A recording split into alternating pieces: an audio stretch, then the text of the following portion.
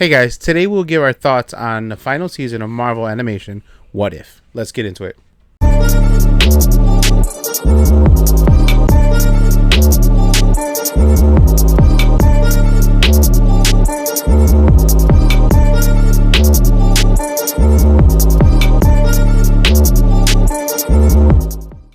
What is up, everybody? Welcome back to Till the End of the Line podcast. I am the nerd with the laughs, and always to my left. Nerd with the knowledge. That's right, just like Cap says, on your left. Cap, right there. All right, so as you said, we're going to be talking about What If Season 3. Kind of a little tardy to the party on this one, only because we're going to be honest, kind of let us down a little bit. Yeah. This season, we were optimistic in the beginning half. Let me correct myself. Series finale, kind of a miss, swing and a miss on that one for us anyway.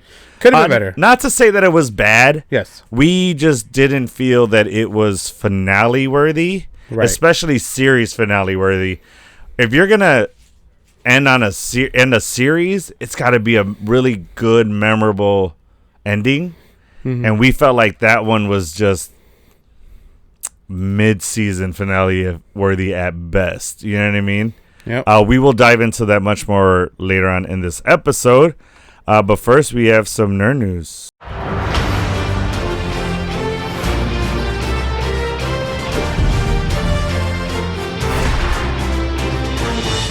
All right, first in nerd news, we have Donnie Yen confirms he's in talks to direct the John Wick spin-off film on Kane, which is awesome news. Now, he's the actual actor that played Kane, is he not? Yes. So, is he going to be acting and directing on that one? That's interesting. What are your thoughts on actors that are also directors on an actual project? You have any thoughts on that?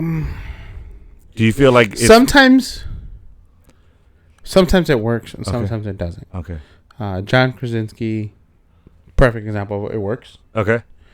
To be fair, he wasn't the star of that film. He was in the beginning and then pretty much the end.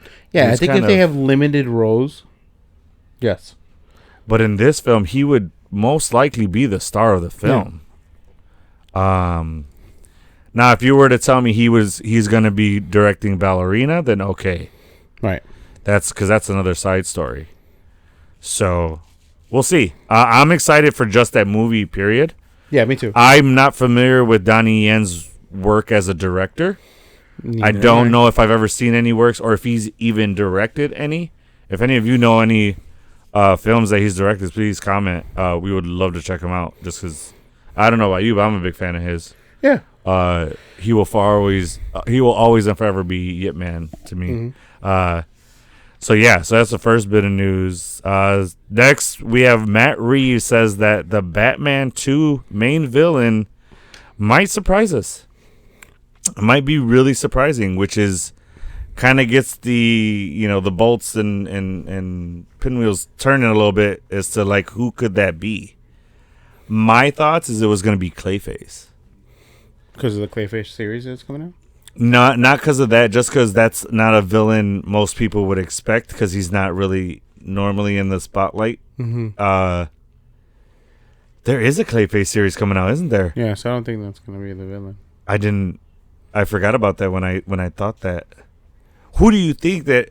So if it's going to surprise us, we got to take out the most popular ones out the jump, right? Like, Penguin, Mr. Freeze, obviously the Joker, because that wouldn't surprise anybody. Or the Riddler. Could surprise. How? How would that be surprising? Because it's the last one you expect it to do because it's been done so many times. Of Foley do that just happened? Yeah. Or? I don't, because that's his arch nemesis, dude. That's when you think Batman, you think Joker, know? Right. Like, I don't know, bro. I think it's... I don't want to try to speculate. I don't... Just let it happen. Yeah. DC is in an okay run right now. We have... I just want to make sure Superman does good. And that's it. That's all I worry about. I'm worried about right now. You know what? I'm not that nervous about it because James Gunn's behind it. I'm honestly not that nervous. I don't see him doing a bad film when it comes to comics. Because the dude he has a passion for comics. It's not like he's a good director that, he just does good stuff. He has a passion for directing great films. Correct. Just so happened that So here's the thing. Kevin wasn't always the comic reader until X-Men. That's when he dove hard. Kevin Feige. He liked him. He dabbled, but he wasn't the expert until X-Men. Then he started picking them up more, and then he became fascinated with them. So I like that when directors. Where'd you hear this story? He tells the story. You've heard him talking about that? Because I've heard him say that he always had comics in his office. Yeah. So you're saying after X-Men is when he started doing that? Interesting. Okay. Because it was the casual thing, but he didn't become a director to do comics. He was a producer and all that. No, understood. He I know he through did all that stuff to become, it was a pastime for him. Yeah. But he just saw. I want to see. I like when directors direct comic films, not because they're obsessed with the comics. I like them to come because if they're obsessed with the comics and then you hire that director, they're going to want to copy the comic book. I would rather them take inspiration from the comic book with their creative geniusness. I disagree on that. That's what the Russos did. Well, here's the thing. That's why the Russos were so successful. Correct. But I disagree with that for the reason that so many comic nerds hate comic movies because they don't follow the comic line. Well, you know what I mean? Oh, that's not what happened in the comics. That's why DC didn't work, though. That's my point. Because you had directors that were good directors, and then they took their spin on it and made this fucking movie that was like, that's not the comics. This DC universe before didn't work because they were following a line of comics that is too new. Why wouldn't that work? The Snyderverse, all of that, because all of it was the DC's 52 comics, not the original DC comics or the animated series or any of the shows we grew up reading or watching. Yeah, because their target audience is newer people, newer kids, the people reading those comics now. So they're going to want to tap to that market. They're not going to. But then you don't do the Snyderverse. That's why it didn't work, because the Snyderverse was so dark. And it was the 52 comics. So these new kids can't watch these type of movies because it's too dark. That's a good point. Yeah, don't make it dark if you're going to follow the new ones. Yeah, well, that's how the new ones are. Yeah. So he did it right to the comics, but the stories being told were not the stories me, you, our parents grew up reading and watching. Yeah. You get what I'm saying? So that's why it didn't work. But that's why Marvel doesn't have a way, the way they're, and this is where I think some of the success and where I think maybe where Gore the Butcher kind of fell off when Taiki's last Thor movie was because he tried to emulate the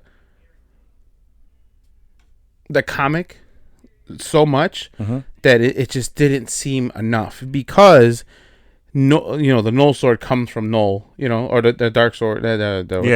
So like there's, even though as much as he tried to be as original to the comic, he couldn't because of the certain IP being owned by Sony. Right, and I think that kind of just, I think they misstepped there because like that Thor: Love and Thunder probably would have worked more had it come out after Venom 3. After Null was already introduced and somebody known of that, because they could have referenced they could have referenced that. But they're not going to cross.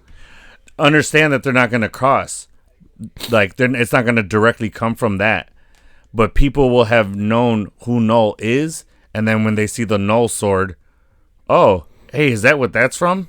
Like it'll register in their head as to what that is from. You know what I mean? Comic nerds like you and I, we're gonna know, yo, that's from fucking Venom 3. We just saw that. We will know. Yeah. Your average watcher who's just going to see, Chris Hemsworth be ass naked in a film is not gonna know what that is. You know what I mean? Yeah, I forgot he was. But yeah, that's not the point I'm making. The point I'm making is like certain directors. So Taiki, why Thor, Ragnarok worked was because it was a director taking some comic adaptations and being a director. Mm-hmm. That's a classic Taiki film. Yeah, so that's going to happen sometimes if you have somebody who's, like you said, a great director and number one, listens to the vision of your executive producer like Feige and is on the same page with them. What I'm talking about with, we got a little bit off topic from Batman, but with James Gunn, taking over DC, the reason I'm not nervous about it is because we lucked out, and yeah, this doesn't always happen, but we have a great director with a good vision who loves comics, who tries to stay true to them. It's good symbiosis that it just happens that way. That yeah, he can take his vision and adapt that comic without taking too much from that comic, without straying too far from it. Yeah, you know what I'm saying. And that's what you like. Oh, I like it that he's putting his own spin on it, but he's not acolyting it, which trademark. That's our shit. Where he's not straying too far from the canon. You know what I mean? Yeah. So that's what I'm saying. But let's get on to our next topic. So you all will have seen this most likely by the time you watch our episode. But Fantastic Four trailer will release on February 4th, which is genius to release it on F4, February 4th, which is cool. And I'm going to, go into the future right now and be like, that was a great trailer. I'm excited for that trailer. It's gonna be, I'm sure you guys agree that was a really good trailer. What else do we have? Anthony Mackie's Captain America, he's just now. We will now, when we say Captain America, we will refer to this man. Let me just delete Anthony Mackie. Yeah. We're going to take Anthony Mackie's name off. Will lead. We will never say Anthony Mackie again on this podcast when we say Captain America. Yeah. So Captain America will lead the Avengers in Avengers Doomsday. Yeah. Or you can say Sam Wilson as Captain America. Oh, Sam Wilson's Captain America. I like that. Yeah, I would that better. prefer that. Yeah, okay. Because did you ever say Steve Rogers Captain America? I don't think we did because he was the first, right? So you call him Captain. All right, fair enough. Yeah, so he's going to lead them. I like it. You know, I like that you're still having Cap in Avengers because, correct me if I'm wrong, but in any comics run of Avengers, after Falcon takes over the mantle, he does lead the Avengers, right? Mm-hmm. I think the only other leaders were, Spider-Man at one point? No. Spider-Man has never led the Avengers. Really? I thought he did it. He did lead it for... He's never been an official Avenger until Endgame. Are you sure? Yeah. I thought there was one time where he led the Avengers in something. Are you sure? I mean, maybe temporarily put a team together of Avengers. That's what I mean by that. I'm not saying he was named captain of the Avengers and like the leader. I said at one time he may have led the Avengers in something. No. You don't think that there's... I don't know. If he's wrong, comment on that. He's probably not, but, just in case. There might be one more nerd out there with a little bit more knowledge than you. Maybe. It's probably not out there, but you never know. And then the last bit of news. Why don't you let them know this news? You found this out. I'm glad that they came out and said this. So there's been like speculations of different people playing or potentially playing a variant or being recasted as T'Challa. Yeah. So Marvel Studios exec Nate Moore debunks all of the rumor of T'Challa being recasted in the MCU. Mm-hmm. He's like, the truth is there is no truth to these rumors. Mm-hmm. Never say never to anything. Yeah. But everything you read online is not true. Yeah. So they essentially what he's saying is it's not true that they're trying to recast T'Challa right now. Well, it's not true that might be something that could happen. It's not true that they were looking on the table right now. Yeah, they weren't. It's not true that they were looking at that actor to play him or an actor. Period. Right, but what he's saying is that specific, because the rumor was that a specific actor. The rumor wasn't just that he's going to be recast. The rumor was that the rumor is that they were looking at a specific actor to play him, and then they're like, no, we're not looking at him, and we're not looking to recast at all right now, but. We're not saying that we're not going to recast T'Challa at any point in the future. And I think that's the way to go. Yeah. Just recast the guy. Yeah. At some point. I say that being that we're in the age of multiverse, so it's really easy to do. So, to be clear, yeah, this post is about T'Challa being recasted. Recast, but it said the actor's name, right? Aldris. No. Yeah. No. There was a version of because people were saying that was potentially going to be the next. Oh, you're talking about the post that you sent. Yes, which is Nate Moore. Right. Marvel the executive Nate Moore, but there was the rumor that he's talking about named a specific actor that they were looking at, and I think this is why he specifically said. I think that was the name Aldris something, wasn't it? Yeah, something Aldris. But the point is the Marvel executive Nate Moore is saying that they are not going to recast T'Challa right now. Right now, right. Not saying that it isn't a possibility. But that's not the plan right now. Yeah, yeah. If it happens, cool. Yeah, yeah. If it doesn't, cool. But that's not. He didn't confirm anything about a character or an actor in particular. That's not what this article is about. Correct. Yeah, I know that there wasn't he didn't mention that Nate Moore didn't name drop anybody specifically. He was just talking about like, yo, we're not looking at anybody right now. Because the rumors had been around for a while saying that T'Challa is going to be recasted. Then the rumors started spreading on who could be the potential recasting. Recast, yeah. Yeah. But Nate Moore's like, no, that's not. Yeah. So, which honestly, that makes sense that they wouldn't, because there's really no projects coming up where would call for it. I think Doomsday would be the next. Not Doomsday. What's the one after that? Secret Wars. Secret Wars. Thank you. Secret Wars would probably be the next project, which they're nowhere near starting. Again, read what it says. Marvel Studios exec Nate Moore debunks rumors of T'Challa being recasted in the MCU. Recast. I understand that. Not saying that there isn't going to be a variant. Right. That's what I'm saying. I'm saying that there's no reason for them to be even looking right now, because what I'm saying is that in the MCU, there's no project anywhere near the future that would call for him. Except for a variant version in Doomsday and or Secret Wars. Correct. That's what I'm saying. And they're not near doing anything with that yet, with the exception of Doomsday is going to start production soon. This year, yeah. So soon. No. But Doomsday, I don't think would be that. I more see it as Secret Wars, a variant coming in, more than Doomsday. You think we're going to see variants in Doomsday? Yeah. Do you think so? It's the wrap of the multiverse saga. Yeah. You think so? Absolutely. I would think that they would, with this whole thing. We're getting a Tony Stark Doomsday. You're not getting a Tony Stark Doomsday. You're getting a Robert Downey Jr. as Von Doom. They have not said that he's a Tony Stark variant anywhere yet. Okay, but it's still our Tony Stark. No, he's a variant of Dr. Doom that looks like our Tony Stark. Yeah, dude, but you can't do that yet. You just because he played an actor before, you can't say. That's where a lot of people are gonna fuck up, and they're gonna hate on this movie if that's not the case. If people go watch this movie and they're like, "Oh, he's not a variant. This is a piece of shit movie," that's because you went into it expecting him to be a variant. There's no way you make Tom Holland's Spider-Man a central piece of these movies going forward. How they've established that he's going to be in Doomsday and in Secret Wars. There's no way you make him a focal point you do. and not have him say, "You look like the Tony Stark of mine."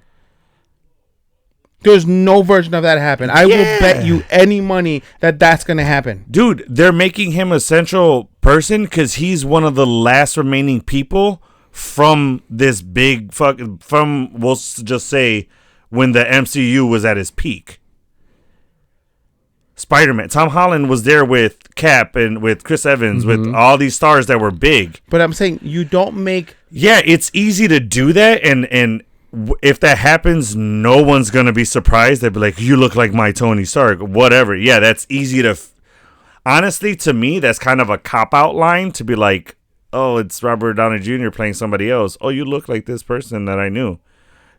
To me, it kind of desensitizes him playing Von Doom, in my opinion. You might like it. You might think, oh, you look just like Tony Stark. It's a cool way to explain that. It's not to explain it. There's no explaining it. And Doom is gonna be like, I don't give a shit what you think I look like. So, I'm Doctor Doom. Why? Hold on. So we just had literally in another piece of nerd news saying that Captain America will lead the Avengers. Why do you think Spider-Man is gonna be the central focus of Doomsday?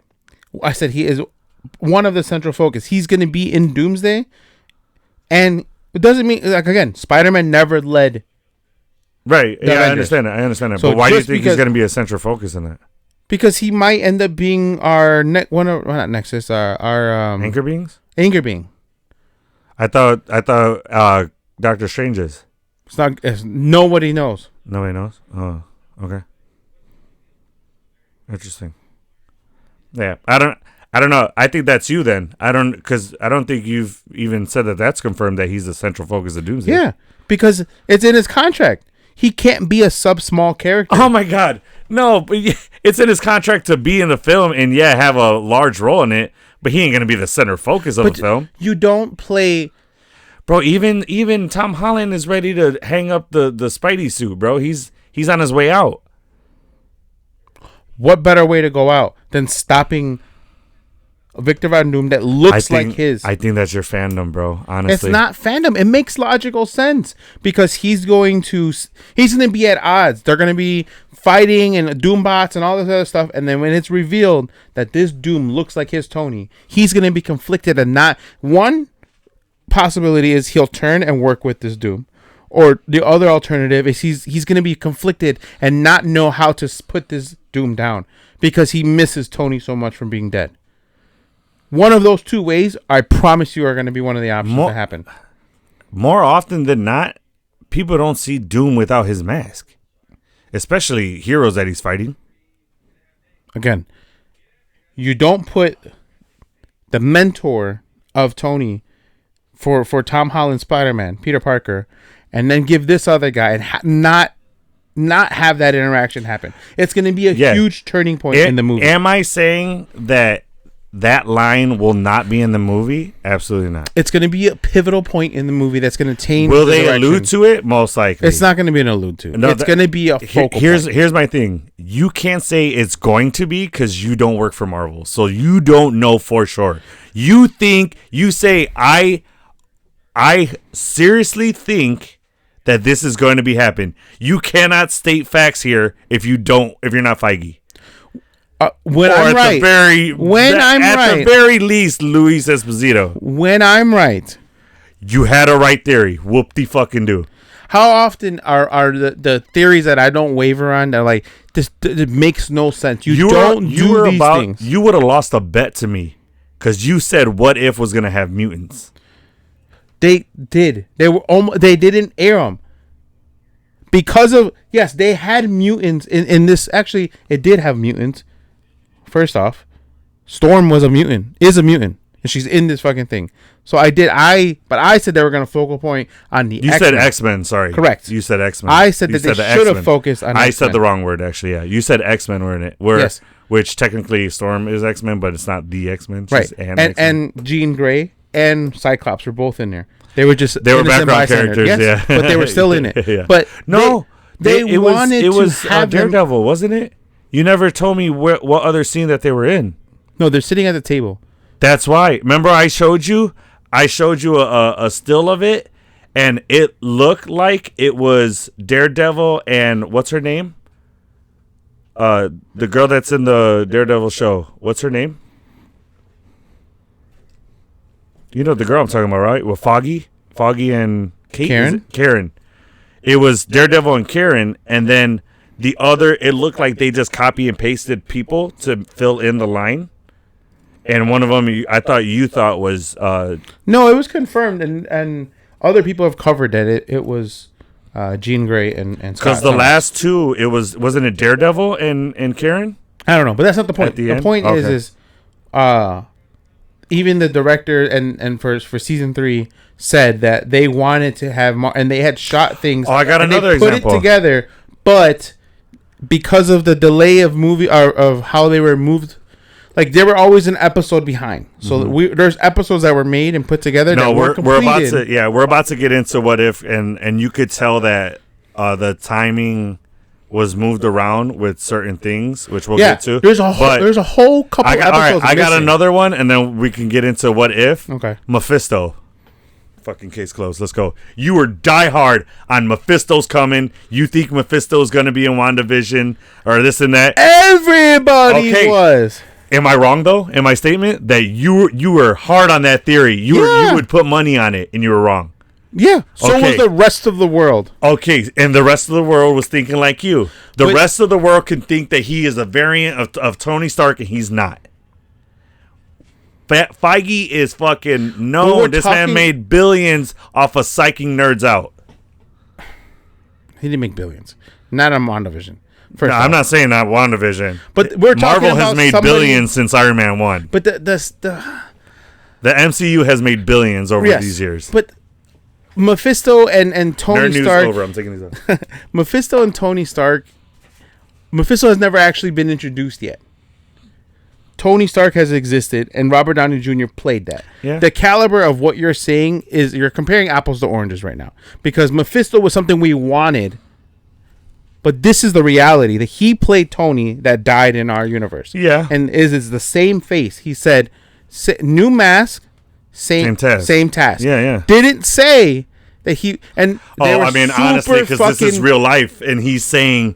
new mask, same task. Come on, everybody. That's a cute line. He was given that role a year before it was announced, and they've already said that. Yeah. So yes, there's no way you keep that a secret and then announce it the way you do, not having big plans to play on every single heartstring that his face. No, Tony Stark. Dude, I think you keep that secret because that's a whole year for nerds to fucking blow the internet up with theories before you're even ready to roll out yours.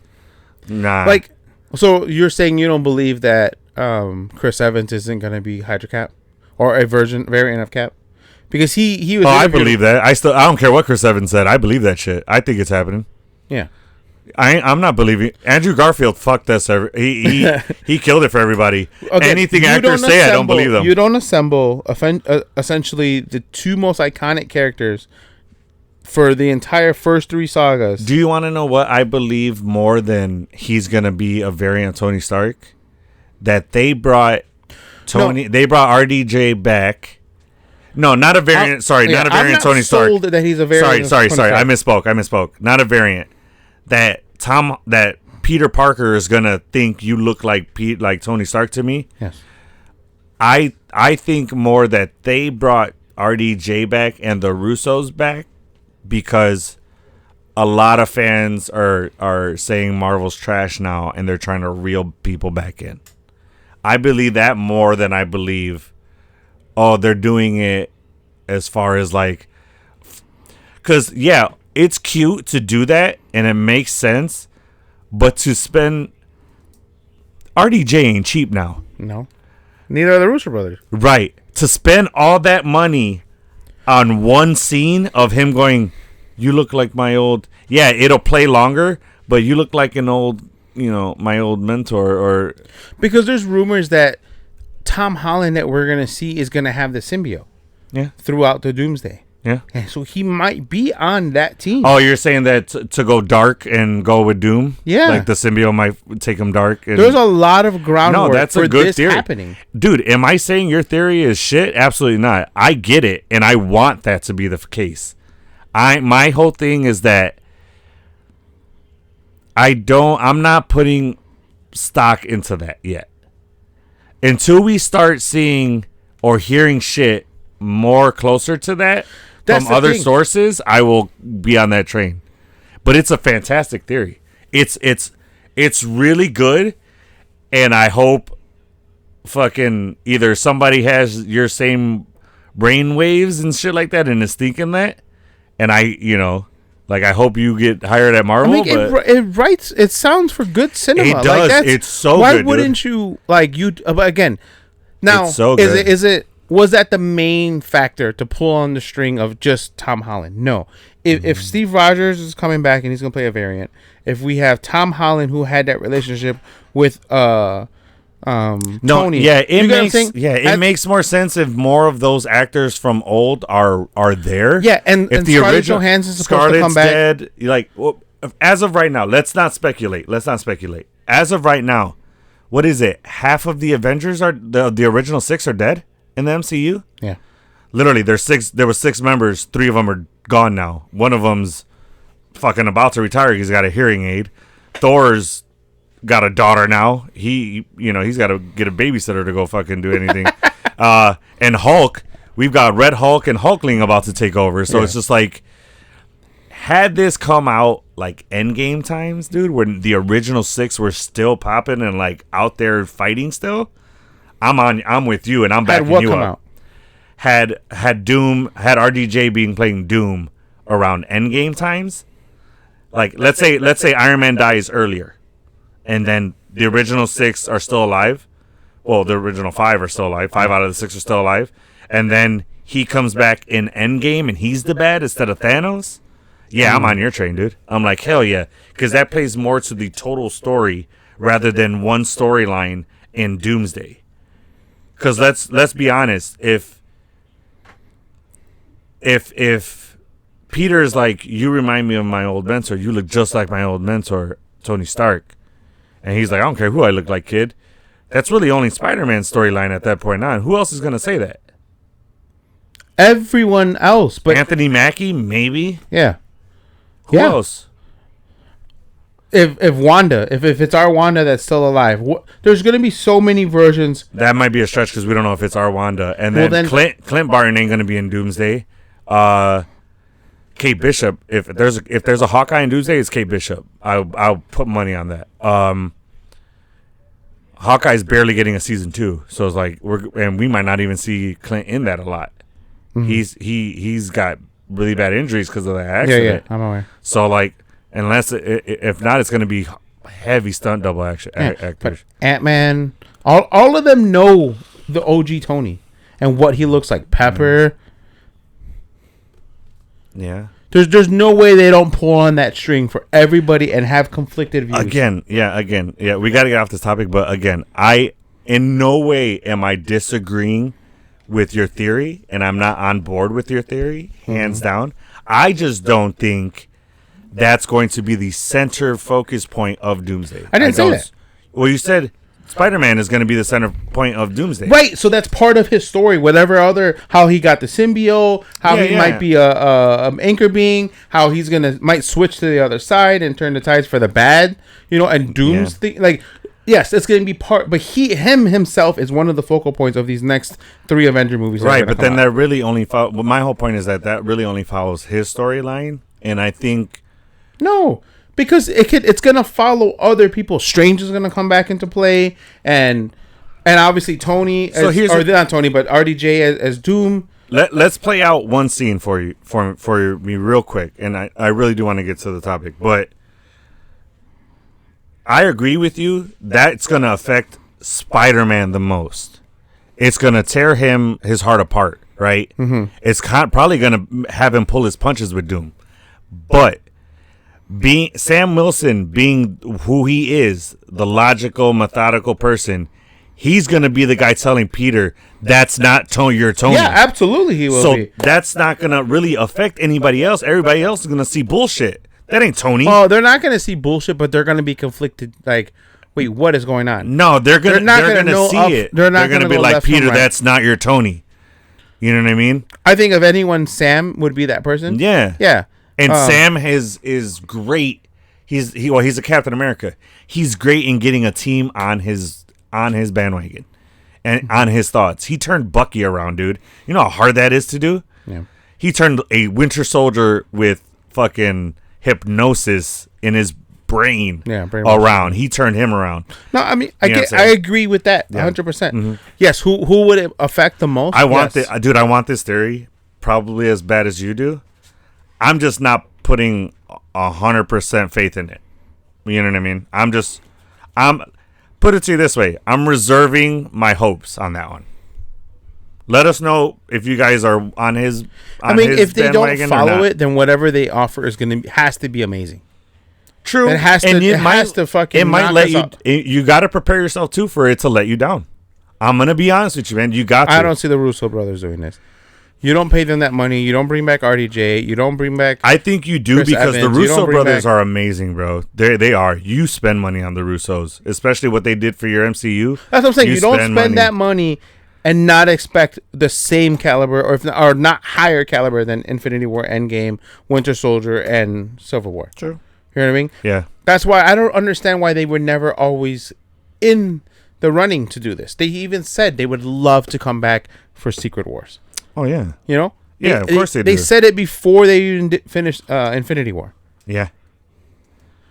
Yeah. I think it's because they like telling of the Avengers. Like, they hit it big with Cap. But I think it's because of what they did with Cap 3, which was basically an Avengers point 2, you know? Like, yeah. I think they like what they were able to do with multiple hero stories. Yeah. But, yeah, so. Yeah, because Civil War was basically Avengers 2.5. And Iron Man 4, yeah. You think? No. Dude, even RDJ said this is Iron Man 4.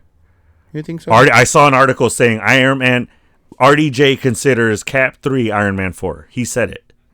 That's why I was like, oh, that makes sense. It was as much Tony's story as it was Cap's. Well, that's what Civil War is, yeah. Yeah, literally, it was literally, that's why I say 0.5, because fucking 0.5 was Cap's story, 0.5 of the story was Tony's. You know what I mean? I would just call it Avengers 2.5. Correct. Yeah, that's why I said it was an Avengers 2.5 for sure. That's why I called it that.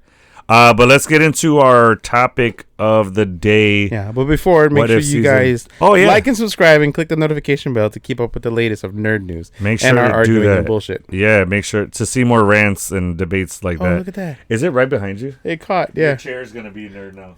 It's being right on the back. All right. So before we dive in, let's give your stone ratings. You want to do that off the jump? Just right off the jump. Let's do it. Just rip the Band-Aid? We both share the same, so should I just put up one set of stones? One fucking set of stones. We know what it is. It's 3 for both of us. It like we said, it wasn't horrible. It wasn't bad. This was an okay season. Yeah. Just not season finale. I'll tell you what, it followed in line of 1, 2, 3 for us, because it was at the bottom for us. Out of the seasons, I would choose the other seasons more than I would this. I don't know which one I would put over, if it's season 1 or season 2. They both had their hitters. Season 3 is my number, the 3. Actually, that's a good point. I'm trying to think of. No, I'm gonna go with season 2 more, because remember with season 1, I was like, oh, this is just if the bad guys all won. Yes. Remember? Yes. Yeah. Again, it was cool storytelling. Like it was a cool way to be like, oh shit, what if the bad guys kicked ass and had their day. Yeah. It was cool to see, but it was kind of like I saw the season what it was gonna be after 2 episodes, and I was like, oh, that's what this is. As far as season finale, like the final episode for the season, season 1 had a better season finale. Was that the one where the multi-dimensional Avengers was? Yeah, that had the best. That should have been the series finale, honestly, because if you're talking about, which. They kind of did that in this one. Mm-hmm. They were they from different dimensions, or were they just from the same multiverse? Don't know. That was never explained, was it? Because Peggy had. Well, I'm jumping ahead. They're from their own universe. Their own universe. Yeah. So let's get to episode. So that's our stone ratings. If you guys give us your stone ratings, none of you viewers have yet to do it yet, and I'm anxious to see what you guys think. Yeah. Actually, no. I think some people have. Maybe Addy from Filmatics have comments his stone ratings. I'm not sure if he did or not. Well, we know Addy didn't care for this, nor did I. I don't think he finished the season. I think he said after like the 3rd episode he was out. He was done. Yeah, and he checked out. He did, because that's the episode where with Darcy and Howard. Yes. He's like, I'm out. Once he saw bestiality, he's like, I'm out. All right. So the first episode is what if the Hulk fought the Mech Avengers. So essentially, this was Voltron, dude. This is like Pacific Rim meets Power Rangers. technically Voltron came out before Power Rangers, so Voltron I'll go with as true. I'll go as Pacific Rim and like Kaiju and slash. Yeah, that it is. I would say out of all three of those categories, it's more Pacific Rim because you could say kaijus are. That's what Hulk turns into as a kaiju. Cause he was World Destroyer at that kind of. I like so that it's too. Like Pacific Rim meets Voltron slash. The Godzilla. kid in me says Power Rangers because that's what I grew. That's the first time I ever seen a little person go into a ginormous robot and control it. But it was, you know what? Episode 1 was nice for me. Yeah, I enjoyed it. It hit my childhood a little bit with what I'm watching now. Yeah, it was cool. It was nice seeing Sam be the type of person he is with someone he cares about that's not Steve. Fair. And it was nice to see, the same thing with Bruce Banner being friends with somebody that's not Tony Stark. You know what I mean? It was cool to see. Yeah, it was nothing like the MCU, which is great. Yeah, it was a nice sidestep. Like I said, it was more Pacific Rim than anything. That's what I related it to. But it was as far as how it was. But I liked formatted. But not formatted, but like the scenario that they were in really represented like kaijus and specific Rim. Format. Yeah. But they looked more Gundam Wingish to me. Oh, 1,000! I felt like I was watching anime, dude. Yeah, absolutely. Yeah, 100%. Yeah, so, and I was a huge Gundam Wing fan growing up. It was really good. It was part of Toonami. Those that watch Cartoon Network and watch Toonami, Adult Swim, and all that, like it was my shit. Yeah. I have no really bad. Like I love the whole assemble of the larger Voltron / Megazord Power Ranger situation. I don't think this one was a bad episode. Oh, were 5 little bots joined together and be one big bot like fucking Deadpool? They did that at the end because all of them went down, right, or something. Yeah. In my head, I was hearing dun dun dun dun dun dun dun. The fucking Power Rangers, go Power fucking. You know when the Megazord fucking I know the music that they hit. Hell yeah. Yeah, I was hearing that the whole entire time. It was weird to see Hulk become Godzilla in a basically at the end. The story of that was kind of far-fetched for me. I didn't really like that following. Okay. I did like the mecha part, and I think what lost me is that it was so far from the MCU. Where it was like, okay, but how does that play still? You know what I mean? Like every other what if scenario we see, we're like, oh, that still could be in the MCU. This one felt the furthest from MCU than any other story that we've seen in What If. More than episode 4? Episode 4, Howard hell yeah, dude. Okay. You got the Grandmaster, you've got literally a lot of okay that part that makes sense. Okay. You know, that's still 100%. Elves, everybody. Okay, yeah, cool. Dude, everybody's right, before we get them too far. Yeah. This was a solid one. I think it was a breath of fresh air of something that we've never seen. Agreed. And probably that we'll never see on the live action on the silver screen. Well, I hope not, honestly, because that's too far away. Yeah. That's else. Then we're getting into like Elseworlds and shit, and it's just like, what the fuck? And that's DC territory. Yeah. So. Yeah. What if? Let's let DC keep destroying that shit. Let's let Marvel keep doing good stuff. So episode 2, which I enjoyed. Yeah, this was probably you said your favorite one, right?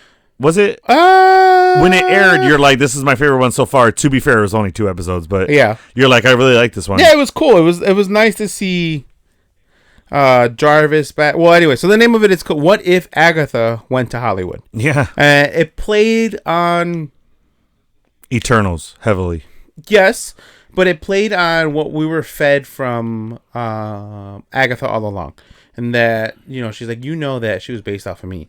And like, just... Oh, the Wizard of Oz pun. Yeah. So like, there's certain things that were just sprinkled. And then they took it and because they knew it was happening in What If, I don't know if What If was already kind of done already. Because this is... Catherine Hahn's voice. She's voicing Agatha. Oh, most of the characters in here are voiced by the actual actors, and that's always been a what if thing. Well, it was more prominent in season 2 and 3. Season 1, not so much, because it wasn't the same. Obviously, we didn't hear RDJ, but like it wasn't the same. Obviously, it's a different. Well, it wasn't Spider-Man. RDJ. Right. It wasn't Tony. Right, and it's not Steve. It's not Chris Evans. It's not RDJ. It's not Tom Holland. Those 3 were the ones. Tom Holland was season 2. It was. No, he's not. But I'm telling you, Spider-Man was season 2. But it's not Tom Holland. Right, but you said it's more. You're naming season 1 that it wasn't those actors. Oh, correct. Yes, but again, like some of the main ones were not. Yeah. Just those 3 really. Yeah, that's why I said most. Yeah, most of the actors are them. The actual live Scarlett action. Joe. She did. ScarJo voiced Black Widow. You sure? I'm like 90% sure. If you want to look that up while I talk. Yeah. But yeah. So yeah, talk more about. I enjoyed this. I liked. This one was fun. Yeah. I do agree with you. This was probably one of the better episodes of the season. And this, I was gonna say that this one was kind of still following the formula of the season 1 and season 2, where it's closest to the MCU, where like because it related to something that was said in the MCU, and I feel like season 2 and 3 started straying more away from just one thing changing and how it affects everything, where like season 2 and 3 were like they went further away from like basically more things changed than just one little tiny thing. You get what I'm saying? Like it was so far away from what we know in the MCU. And I have a perfect example, and that's a different episode later on, which is 1872. But and this which Gundam, I think was like a Gundam Wing one, basically one, the Mech Avengers. Mm-hmm. That was really far away from the MCU. Yeah. Because at that point, no one needs powers. They're all fighting just in a mech suit. But right. This one was really cool, and then this one ties in the Eternals a lot because it's dealing with the unborn Celestial. It's dealing with she didn't kill the Eternals. She was borrowing their powers. She said, "I have them stored away. They're fine." I think was the actual line. Oh, man, She was using their energy. I think she had them like stored. He's like, "I want my friends back." Remember? Yeah. You're right. So that one, it was cool to see. I had a brain fart. What am I looking up? Oh, I remember now. That's Scarlett Joe. I distracted you with asking your question. So this one, she's borrowing the Eternals' powers or essence to give herself fuel for her spell so that she can take the Celestials' place. What's the word I'm looking for? Powers? Place? Mm-hmm. So she basically figures out a way that if she can take all the Eternals, and she uses it as a movie, like every movie she does, I'm guessing co-starred in Eternal in some fashion. Yeah, right. In the series that they're filming, her movie line and her IMDb fucking thing, she had an Eternal, so she ends up taking all the powers to become the Celestial, essentially. Yeah, and then she fights off. Remind me the name of the Celestial that you got, the big guy. With the six eyes. Is it in? That's gonna be another thing you have to look up. No, not Owatu, because that's the Watcher. Not Tiamat, because that's the one that's inside. Yeah, it's when they stop. It's on the tip of my tongue. Somebody's screaming at their YouTube right now. It's blah blah. And Airsham. That sounds right. It's Airsham. And she did not voice any What If episode. Are you serious? I thought I remember seeing Scarlett Johansson's name on the bottom. Mm-mm. Really? Interesting. Okay. All right. So yeah, we're getting more. And here's my theory on that. What If was kind of introduced once those actors were almost done playing those characters. I think they were. She was dead already. Yeah, they were dead. So their contracts are over. They're not going to have them cut. Those are big names now. Yeah, though but Chris Evans did it. I thought you said Chris Evans was one that Chris did Hemsworth. Sorry, Hemsworth. Hemsworth is what I meant. But dude, Hemsworth is a diehard Thor. Like he wants to play Thor. Sam Jackson. So he dies. Sam Jackson. He's another dude that he's getting older. Haley there. Atwell. So Sebastian Stan. Now follow my logic right now. Is what I was about to say is the more actors that they got to play them are because they're the B cast. They're number 2, 3 on the call sheet. You know what I'm saying? Benedict Cumberbatch. They're not as expensive. Benedict Cumberbatch. I think he did this. Number one, he's a voice actor. He did Grinch, so he does that. That's part of his repertoire. That's true. Number 2, Mark Ruffalo. Part 2. My other point is that they're still active in the MCU. They still have contracts. I guess. I mean, because Tom Hiddleston. I love that Seth Green was Howard the Duck. Hell yeah, dude. That's my point, is that they all still do projects in the MCU. Well, so Chadwick, obviously, unfortunately. Well, he passed, but he was voicing him. Right. He was still actively Black Panther, my guy. Well, that's the point you're trying to make. Yeah, is that the actors that they have playing them are still doing projects. Jon Favreau is Happy Hogan. Yeah, he's Kat Dennings. Yeah, they're all still actively in projects. Nebula. Yeah. All those actors. Rumlow by Frank. Oh my God. Taiki as Korg. Everybody has. Most of the actors that you're naming are still alive in the MCU. Except for Clark Kent. Or Clark Gregg as Agent Coulson. No, technically he's still alive. He's an android. True. Zing. All right. Josh Brolin, Thanos. Josh Brolin. Yeah, he's technically died like 18,000 times right now. Times, yeah. Harlem Zola. All right, so that was a cool episode. The little Bollywood number, that was real cute. Yes. Episode 3, what if the Red Guardian stopped the Winter Soldier? Now, this is the one I told you I liked a lot. It was really good. It was a buddy cop film. It was very Deadpool, Wolverine, just with, Russian guy instead of a merc with a mouth. Which, if we're being honest, they're kind of on the same IQ level almost. if we're being honest, Deadpool and Red Guardian, Deadpool has his blonde moments a lot. But that's more to break the wall. Fair. It's more to break the fourth wall jokes kind of dumbness, but he's more shoot now, ask questions later, and that's what I feel like Red Guardian is punch now, ask questions later. Well, it's more what Winter Soldier territory.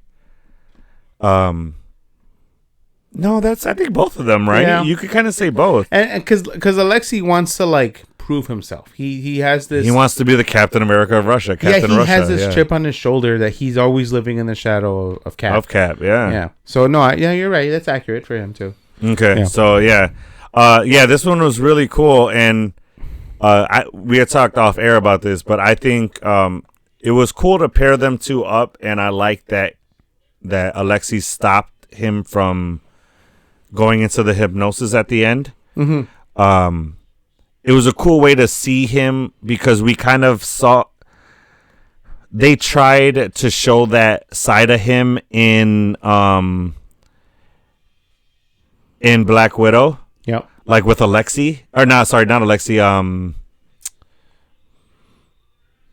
Florence Pugh. What's Yelena? Yelena, thank you. With Yelena, where he's trying to talk to her, where he's like, my father went washroom on my hands, and he's so, you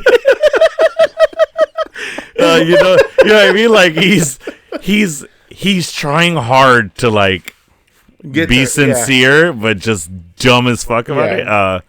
So it was really nice to see that, and it was cool to see what you love that scene, don't you? You just sold it really well. I did. All right, thank you. Sold the shit out of Appreciate it. I tried to get his tone. You hit it. All right, sweetness. All right, cool. Feige, I'm available for acting needs. Voice acting. You don't really got the face. Fuck that. I got the face. I could have been fucking the new Falcon, dude. I would have killed it. Anyway, Joaquin? Hell yeah, I would have gotten into shape and everything. Joaquin. I'm Latino. I've been called every Latin name in the book. No, you haven't. You've literally been called the number one Latin name. No, I've been called Carlos. I've been called Jose. Jose, I get a lot. But I don't know. But you look like a Jose. Do I? Okay, all right, fair enough. But a Puerto Rican Jose. That's true. You gotta like specify that because a Mexican Jose, I don't look anything because like a Mexican Jose, you don't call him Jose, you call him Jose. Well, I think that's just my American accent saying Jose.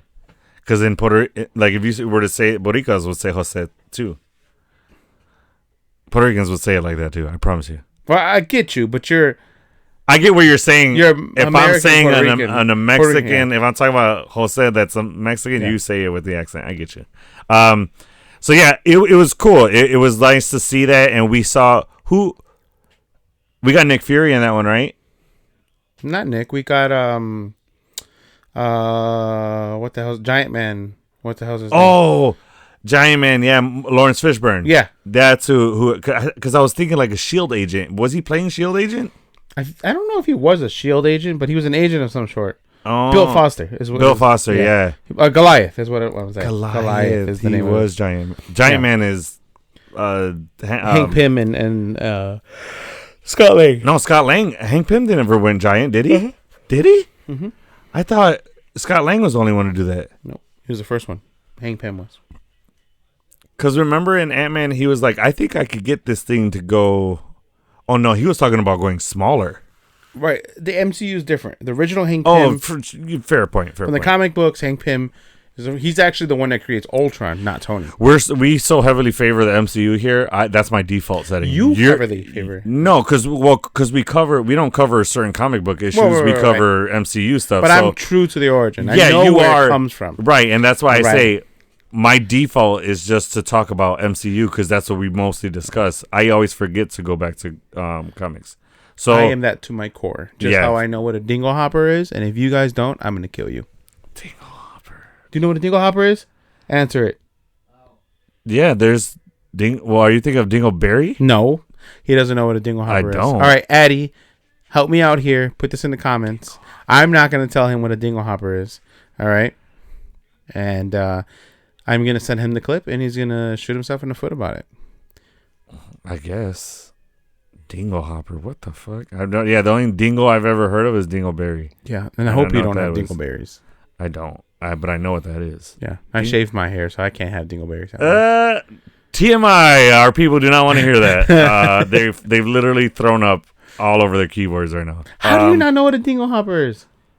Explain to me what it is, and maybe I could be like, oh, I remember what that is. What is that? Oh my god, Little Mermaid, the seagull tells Ariel one of the tools. A fork is a dingle hopper, and she combs her hair with a fork. Dude. You know what? Shame on me because Little Mermaid. Swine. No, how dare you? Little Mermaid was my favorite Disney movie. Even worse, you're not helping your case. That's a shame on me. That's a shame on me. Just stop. Yeah. Actually, that's not a shame on me.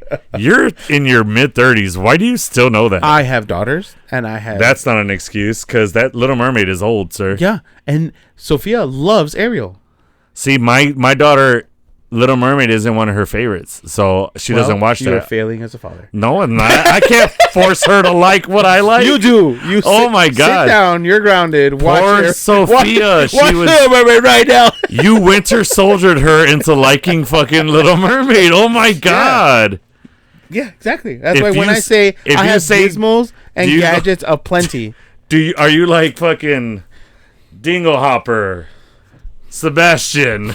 Fucking waves, Poseidon, and then she's like, "Put on Little Mermaid. I need to watch Little Mermaid." Basically, that's how it works. Yeah. Wow, dude, you winter soldiered her. Poor Sophia. That'd be hilarious. Sophia, we'll take you to Wakanda and get you all fixed. All right, so episode 4. What if Howard the Duck got hitched?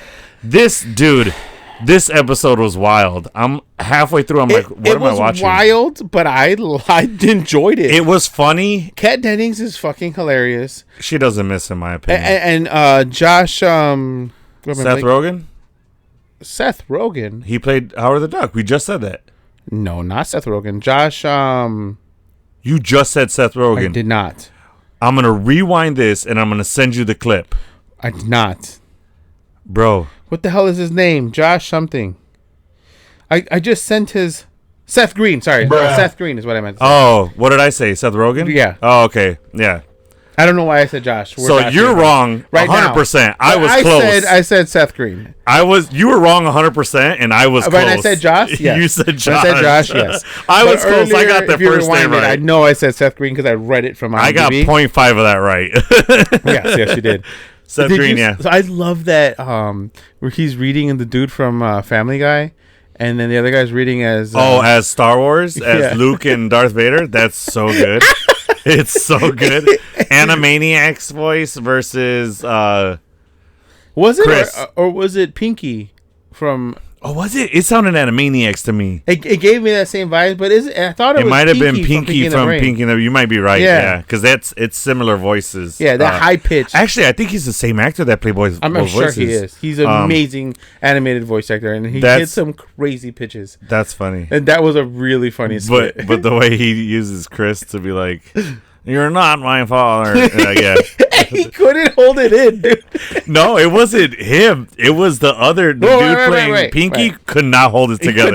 He could not. I couldn't either, dude. It's the greatest. It's one of the best. Like, it's right underneath Tony, RDJ, and Chris Evans fighting over that donut. Talking about the donut with Scarlett or with the Wanda Maximoff. Yeah, Elizabeth Olsen. Yeah. I had to say her character name to remember her name. Olsen. Yeah, Goofy. It's right behind that video. I fucking love that video. I do too. And then she screams. Her scream makes them break, dude. They were doing so good the whole time. So what if? So this is if. And this is actually a continuation of an episode in season 2, correct? Yes. This is that. What if Thor was a frat bro? Apparently, party bro. Party Thor. Which basically is basically I think they say frat bro in it, if I'm not mistaken. I think Brie Larson as Captain Cap Marvel says it. Yeah, Captain Marvel says you're basically she says something somewhere along. They allude to some in some form or fashion. So this is while on vacation.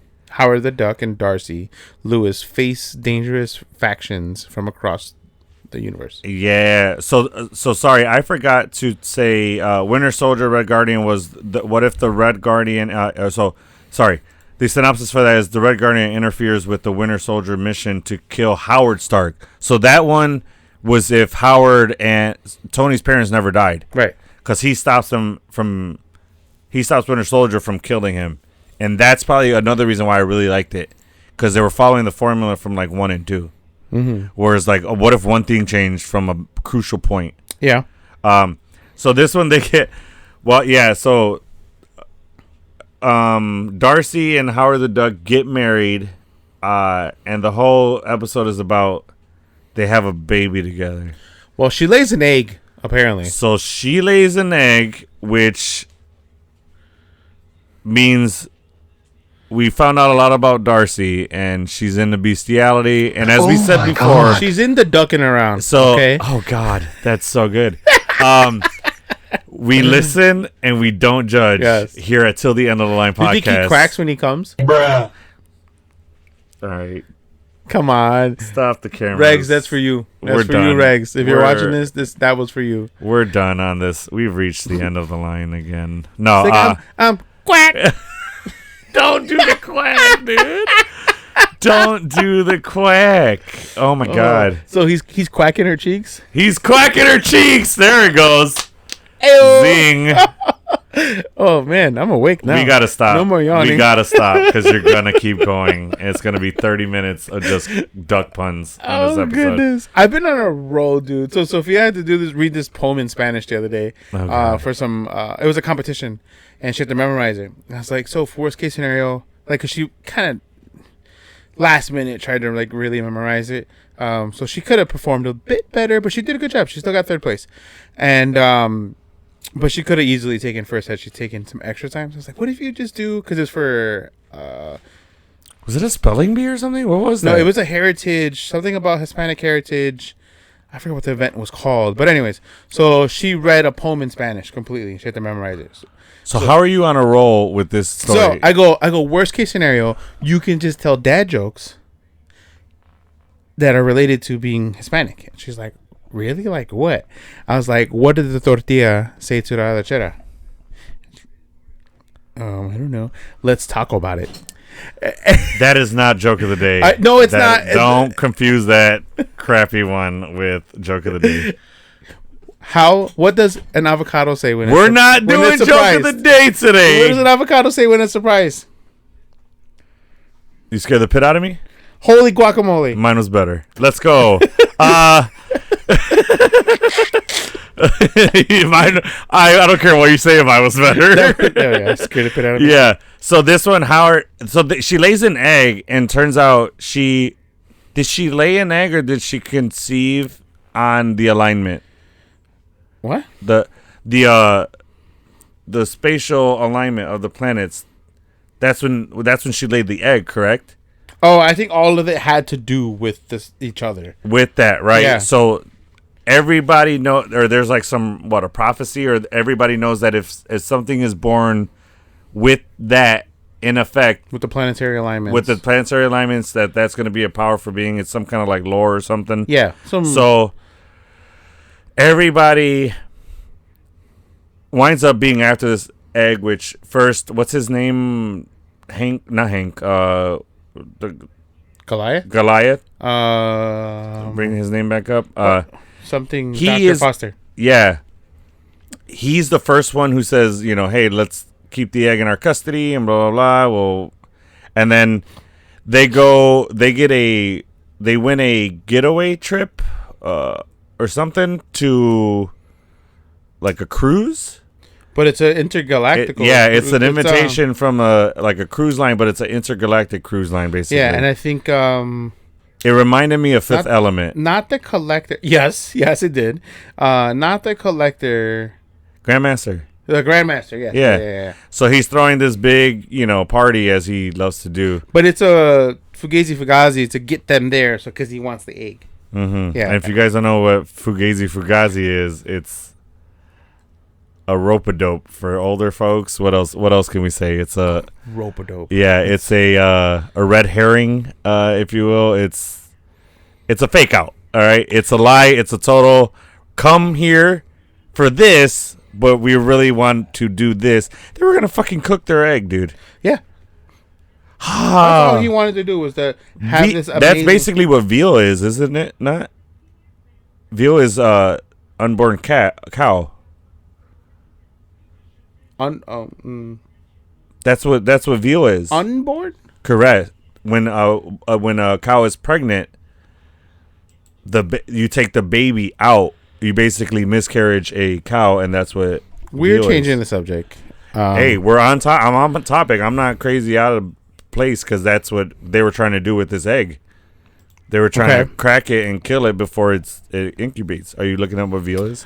Veal is the meat of calves. Oh, it's of just baby cows. Yes. That's almost worse because it's the cow's born already. Oh no. Veal can be produced. So it's just calves. Oh no, poor babies. Anyway, we're gonna get off of this. So they realize what is happening just in time because Howard the Duck realizes, or he gets a translator app out to read the alien language. And then it's Howard the Duck. Oh, that's why there was a special invitation. It was so that they can get their egg. Yeah. And then they escape that, and then what's that called when the Guardians portal jump and shit? Well, they use the Bifrost, but the Guardians when they use their ship to open up that hexagon. It was in Marvels. Time jump. No, it's not time jump. It's fuck, dude. You it's right there. I know it's on the tip of your tongue, just like mine. What is it called? Port jump? No, not port. Waypoint? It is a waypoint. Anyway, they do that. They do with Guardians where the fucking hexagon opens up and they shoot. And they're on the run, basically, and then they get to a planet where literally all the bad guys that we've seen, the intergalactic bad guys we've seen, like Thor, or Dark Elves, Thanos.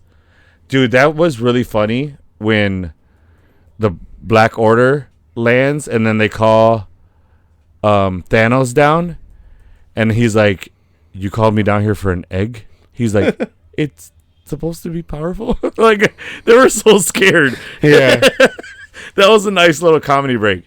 So then it becomes a mad dash to get the egg, but the egg winds up hatching, and out comes Birdie, which is half human, half duck, kind of. Yeah, duck. She can. It's cool because she's not like Archangel where he always has wings on him. Yeah. She can bring out the wings and then fly and then put them back in, and she's so she humanoid. Transforms. Yeah, similar to how like Mystique can switch into whatever she turns into. Yeah. And now, is this a character that's specific to What If and the MCU animation? It's original. So just like, remind me the name of the Native American, I believe she is, from season 2. She's in this. Kahori. She's a original character. Correct. I am not mad if we see her live action. I think she's a cool and interesting character. Kahori? Not Kahori. Birdie. Really? Yeah. I thought you weren't going to like her. I would not be mad at Birdie, only if... what's the actress that voices her? From Orange is the New Black? Yes. Well, I will always remember from American Pie, but yes. Oh, true. True. Only if she voices is the actress that plays her, because I just like that actress. Yeah. Natalie something, I believe is her name. I'll tell you right now. Yeah, while you look that up, I'm almost positive it's Natalie. I don't remember. Or Nat. It's Nat something Nat. So yeah, then Birdie is born, and we only see her as a little baby, little cute baby birdie person, baby bird person. Yeah. Duck. No, she's a duck. She's a gosling, technically. I just saw. Hey, if Film Addicts, if you guys are listening, I just saw Wild Robot. It was so good. Oh, you've never seen it? I've never seen it. I waited till oh my god. Till it streams. It was so good, guys. I'm yeah. Did you cry? I did not, but it was fucking not in my throat, I'll tell you that much. It was there, man. Wife cried like 3 times. Natasha Leggero? Not Leggero, that's a comedian. Leone. Natasha Leone. I was right, Natasha. Yeah. I said that, didn't I? Yeah. Okay. Natasha Leone, I love her. I think it's her voice mostly. She's got a cool voice. So yeah, I want her to play it in live action. But let's get on to What If the Emergence, episode 5, What If the Emergence Destroyed the Earth. So this one, Riri Williams, that's a tongue twister, embarks on a deadly mission to take down the authoritarian Quentin Beck. So this one, now, correct me if I'm wrong, but the emergence, isn't that not when... So they just call them jumps, by the way. I'm really trying to figure out. Oh, that's what you're doing over there. That's why you're like half listening. I'm like, what the fuck is going on? Wait, what is this called? So they're doing, when they all get distorted, in... like 42 jumps or something like that? What is the number? 700 jumps, they do. They said 700? Oh my God, I was way off. Yeah, they're doing a stupid amount of jumps. And their face like eyeballs almost coming And that's out. when they pass through and see the Watchers. Mm-hmm. And they're talking to Stan on that one island.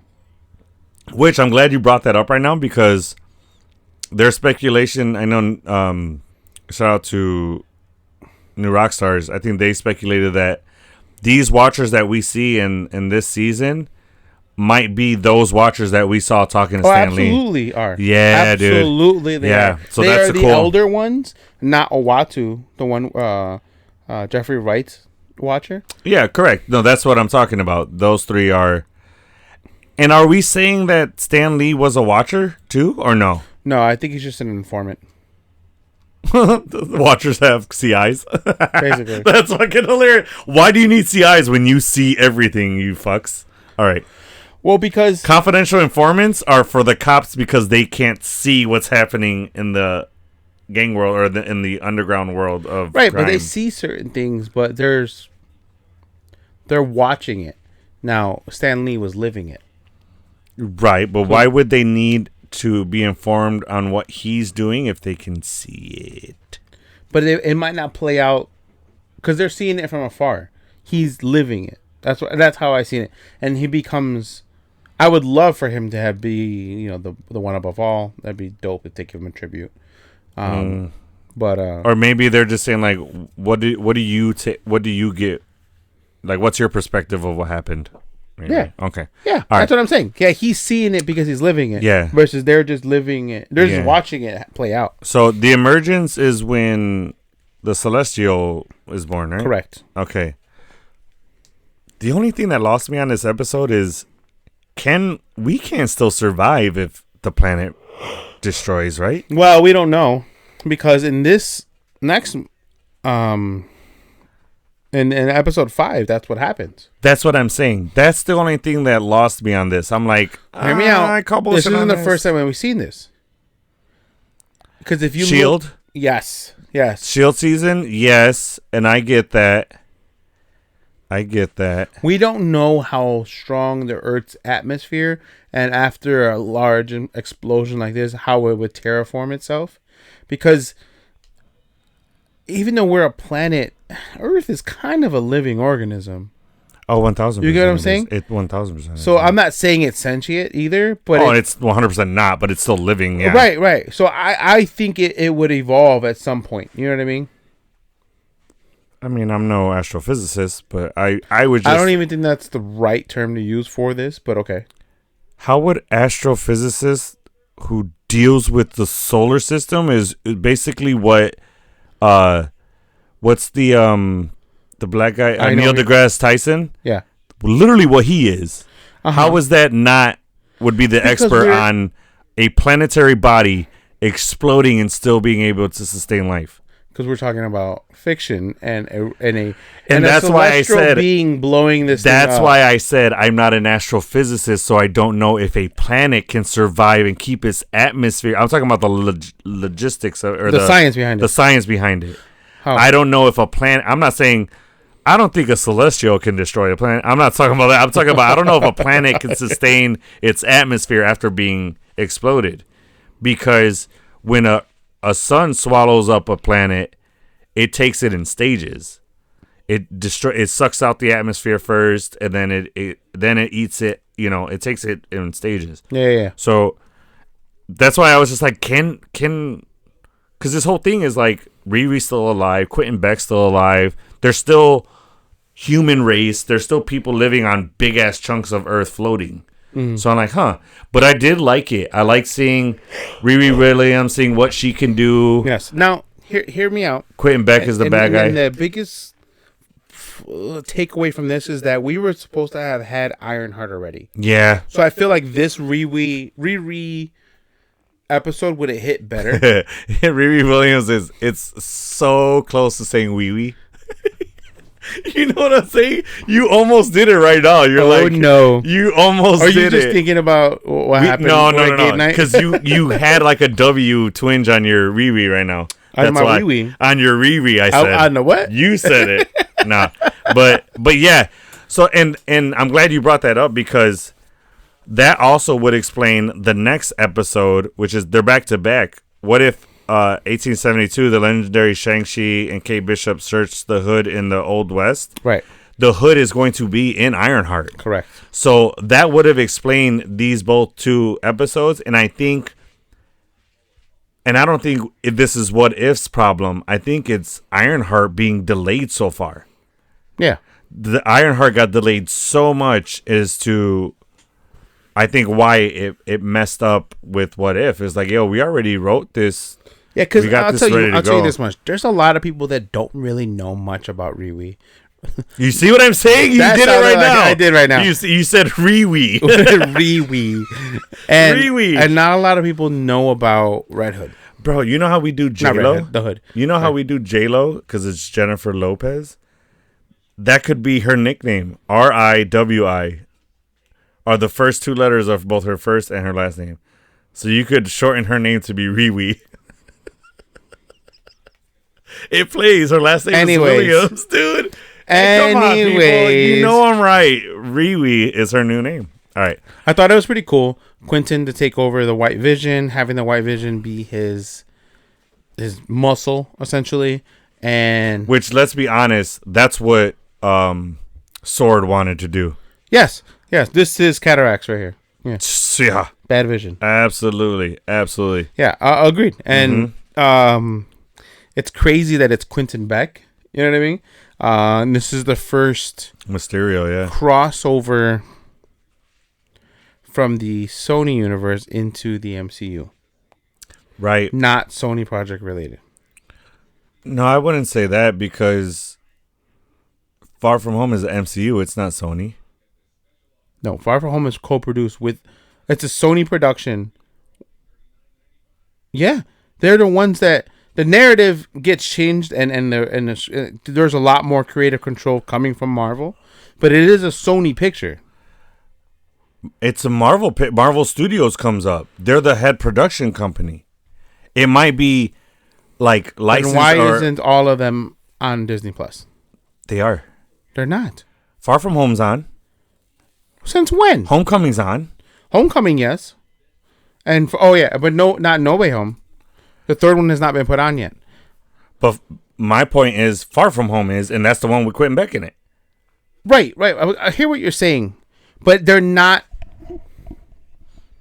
You're talking about this is the first, besides Spider-Man, it's the first other Sony owned person. This is why the whole Venom thing was so crazy that we saw at the end of No Way Home, that we saw, Venom in the 616, and then he went back. Mm-hmm. Outside of the Venom, or Tom Hardy's Venom showing up in the MCU and then going back, this is the only other time we've seen a cross-reference to the Sonyverse. Mm-hmm. With anything besides that's not Spider-Man related, right? Other than, he is Spider-Man related, but this not in this project. There's no Spider-Man here, right?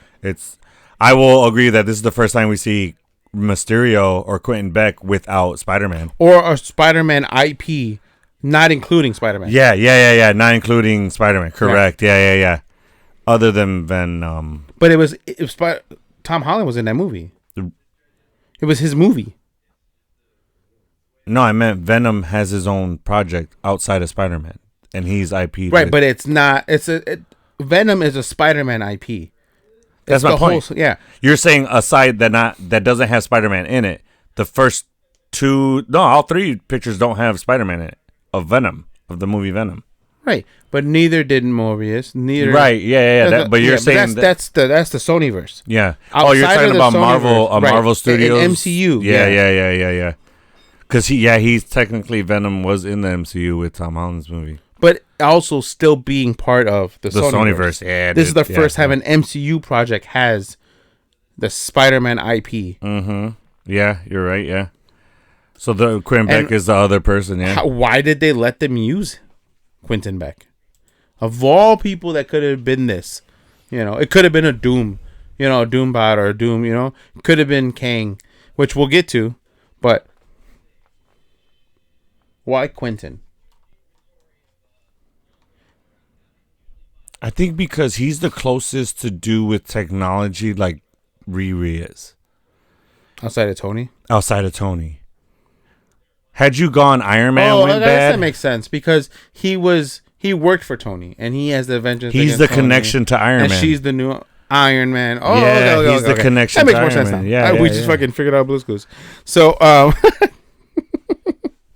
I went to the mailbox and I found no. Okay. So that one was interesting, and I like seeing. I like how she took over the body of Vision, made it her own suit, absorbed it, kind of created her own version of. It puts the lotion on the skin, and then she fucking. Do you remember that movie? I'm dead.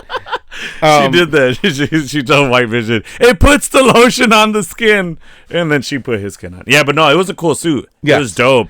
It was.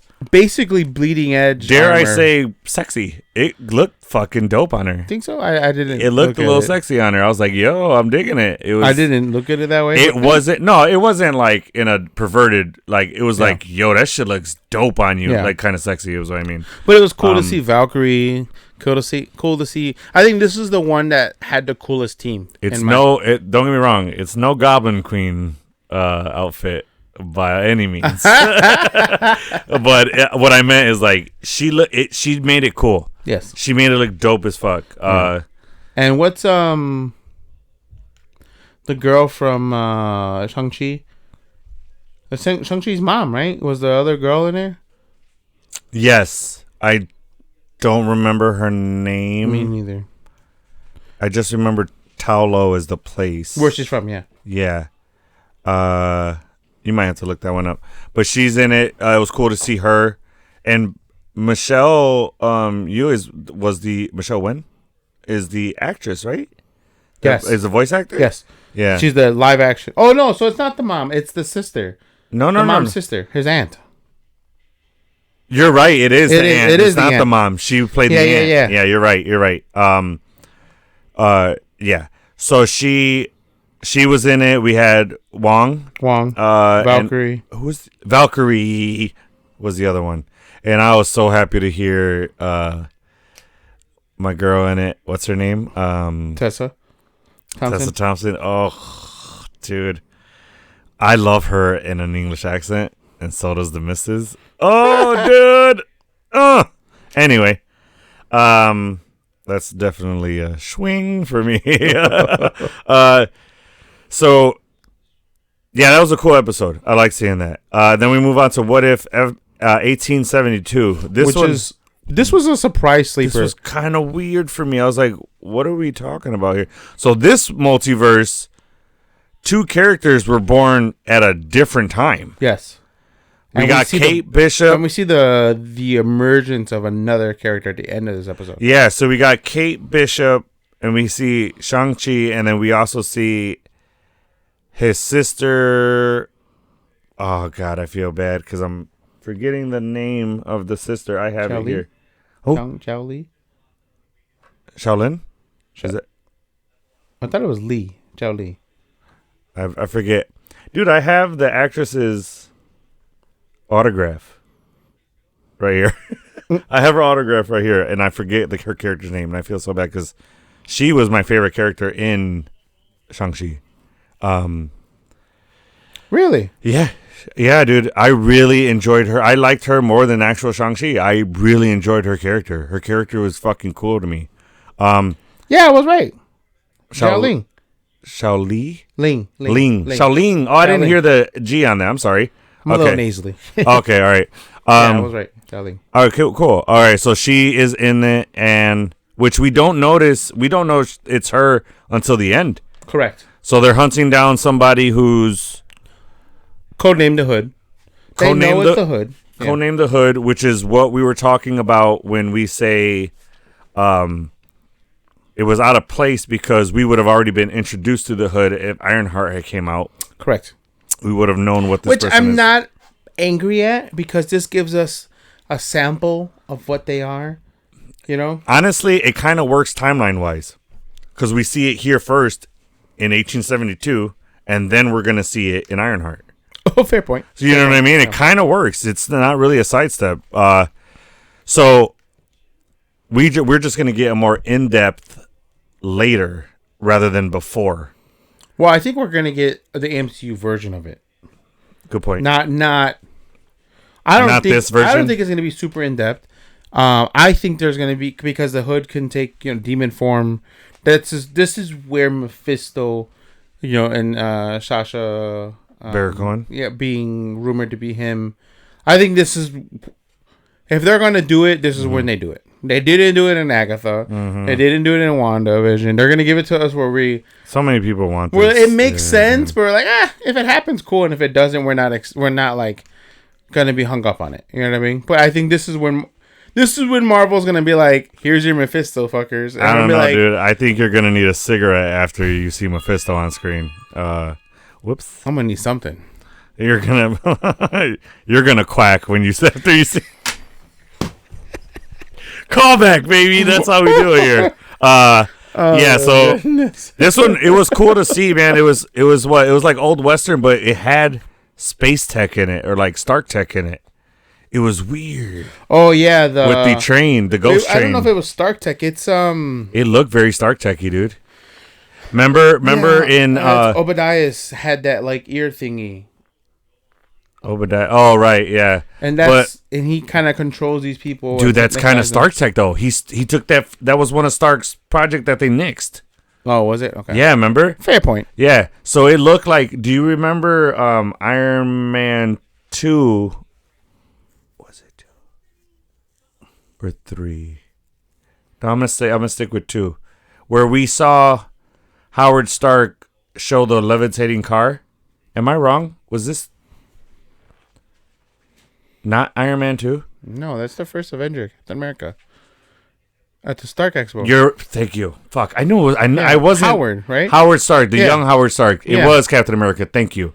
Because I wasn't 100%. Yeah, and then we see I was thinking Iron Man 2 because that's when Tony brought the Stark Expo back. That's what I was on. Okay, you're right. That's why I wasn't 100% positive. Thank you. So it reminded me of that, where it's like, and it looked kind of like that shape. To where like that's fair. That's a fair point. That's why I was like, oh, that's very Stark techy.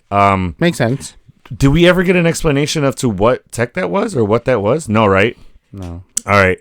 So then this person. But it is the character from Ant-Man and the Wasp that was dealing with the CIA. So that's another character out of time. Yeah. Not CIA. He was the like black market dealer, right? True. That the Wasp was trying to take down or get info from. That was trying to buy parts from, but because they're fugitives right now, they have to do these back end deals. He tried getting more money or extorting them. Yeah. You're right. Okay, because she didn't use her real name. Right. So throughout this episode, since I saw the actress's her name is right here. Oh, but I can't read it. The actress that played her, I want to say something with a T. No, Shao X something. What is it? I'm not even going to attempt to say that. Oh yeah, Meng-Her Zhang. Thank you. I saw her name come up as one of the voice actors in that episode. So the entire time it's going on, I'm like, she's the Hood. She's not captured by the Hood. The more the episode went on, I'm like, it's her. Yeah, agreed. I'm like, it's her. It's got to be her. Because at first I was like, ooh, is it a Tony Stark variant? When the only time my mind strayed from that is when I saw the train. I'm like, oh, is it a Tony Stark? Is he out of place too? But then I'm like, nah, that he wouldn't be a bad guy. Yeah. So then that was a thought, yeah. And then I was like, but yeah, so then that was pretty dope. That fight scene between him and the sister, that was cool. Yeah. Cool to see. And then it ends with this little kid that they save. He's the reason that they're after the ghost train is because the boy is the only thing that witnessed it. So they're like, come with us and tell us if this is what we see. Right. Kind of like their informant. And then, it alludes to him being Iron Fist. Yeah. The first mention of him in the MCU ever. And that makes sense too. Well, isn't Netflix's MCU? That's not MCU. That's Netflix. You're right. Right. Well, they're saying it's canon now. Yeah. That they're gonna make it. They're using it as canon. And as you know, Iron Fist is a mantle. It's not necessarily a person. Right. And there are multiple Iron Fists. Correct. So this could be like, oh shit, this is the Iron Fist of old. This is right. It's not Danny Rand. You're right. So that was cool to see. I like that. That was probably one of my favorite endings in any episode that we've seen, because that was cool. And now it kicks off crazy here. Yeah. So what's the next one? What if the Watcher disappeared? Yeesh. The Watcher must stand trial for his many interventions. Yeah. So this started in episode 5. They were setting up the finale in episode 5 because at the end, Owatu tells Riri was not supposed to survive in any of the multiverses. Yeah, that the emergence happens. He said how many times? Like he stopped counting after like 40 something or something like that. I forgot. but he watched her die every time, and he's just like, not this time. And then he tells her, fight, and she hears it. And, you know, it was like a God, is that you moment? Jesus. Like, yeah. What's going on? Yeah. So, because he did that, now, what's the council called? Or the guys? The elders? The elder watchers. They're like, yo, this is the third violation. They vegan policed him. Yeah, they definitely vegan policed him. This is your third strike. Watcher power is deactivated. Gelato is vegan? Milk and eggs, bitch. Yeah, which is basically what they did. Yeah. They're like, we're going to strip you of your... Bro, if they should have said milk and eggs, bitch, line in this somewhere. But anyway, yeah, so they put him on trial, and they're like, you've interfered too many times. Which is cool that I will say this, for the finale, it was a good finale in the sense that it wrapped up all 3 seasons. It tied in all 3 seasons. Yeah. Because essentially he had a strike once in each season. Yeah. He pulled what? Peggy from, or he did the multiverse Avengers in the first one. Right. The second one he moved Natasha and put her in another timeline at the end. Right. But that was still kind of the first strike because it was already part of something he already did. Yeah. The second strike, I forget what he did in season 2. Do you remember what he did in season 2? That it wasn't something to do with Doctor Strange? No. Doctor Strange was the bad guy in season 2. Right. But Doctor Strange became the god of that multiverse. He created another universe. Yeah. Didn't he have something to do with that? With Doctor Strange? No, I think it's what he had taught Captain Britain. Peggy. It's the knowledge that he had taught her. And then bringing in Cohorty and giving her the knowledge she needed to be able to defeat Strange. By having the Infinity Stones and Infinity Ultron suit and having Hela's helmet and all of that. I thought that was part of the first strike. Interesting. Because there was an event in the second season that the Watchers, like, he did it again. I remember that being something. How do I remember? But either way, he did something. So this episode we see full grown Birdie. Yeah, which is nice. Yeah, I think she looks just like her counterpart in real life. That's why I said the hair looks good. That's why I said I want live action Natasha Lyonne to play her. She's a little bit older. Dude, there's I don't buy that anymore because there's de-aging tech now. Yeah, but then if you don't do it right, then it'll look bleh. Anyways, moving on. Lie. Luke Skywalker looked fantastic in Mandalorian. And it was Mark Hamill. I didn't like it. You didn't like it? No, you can tell it was CGI. It didn't look natural. I mean, dude, it's still technology. It's still CGI. There's no way in fuck you're going to be fooled. Okay, whatever. You're going to know. I think Storm as Thor. With Thor's power. Woo! Nerd with the yawns back again. Dope as fuck, dude. Hell to the fuck yes. Dope as shit. I've already, gotten pleasure of seeing Cap with Mjolnir. If there's anybody else I want to see holding Mjolnir, it's fucking Storm. Give that to me all day. Even though she can call lightning, well, that's essentially the same thing as Thor.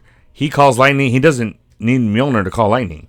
No, he doesn't. You know what I mean? He's the god of thunder. He's the god of thunder. You know what I'm saying? So like, her herself can call lightning. It's just, right.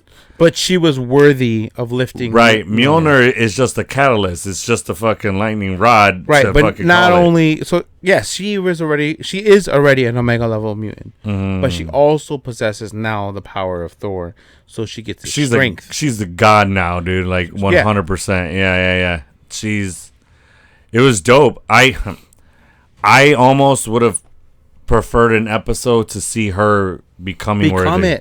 Yes, dude. We missed out on that. And this is where my thing. So this episode they show up on Xandar, right? And they all start arriving there, and it's the Xandar that we see from season 2, and we see Peggy arrive in a spaceship that belonged to the exiled one of King the Conqueror. King, yeah, dude. And I'm like, where the fuck did this come from? How did they get this? There's episodes missing. Dude, that's another reason why, and I'm pretty sure you feel the same as me, where we feel the finale fell short. Because we're like, bro, King was tied so many fucking questions, more questions than answers in the finale. But all like, because of it becoming, instead of King Dynasty now into Doomsday, they scrapped the whole idea of King. Nah, but bullshit. I call bullshit on that, because if there's any other place where you can tell Kang, it's in animation. And it's in a what if. But who's gonna voice him? It don't fucking matter. We got other people playing Chris Evans. We got other people playing Tom Holland. I hear you. You know what I'm saying? It's just the negative thing that came from Jonathan Majors and his legal case. They don't want to mention King, period. Nah, and that's what I'm saying. Even with what's happening with that, a lot of people are like calling like, yo, bring him back because of what happened.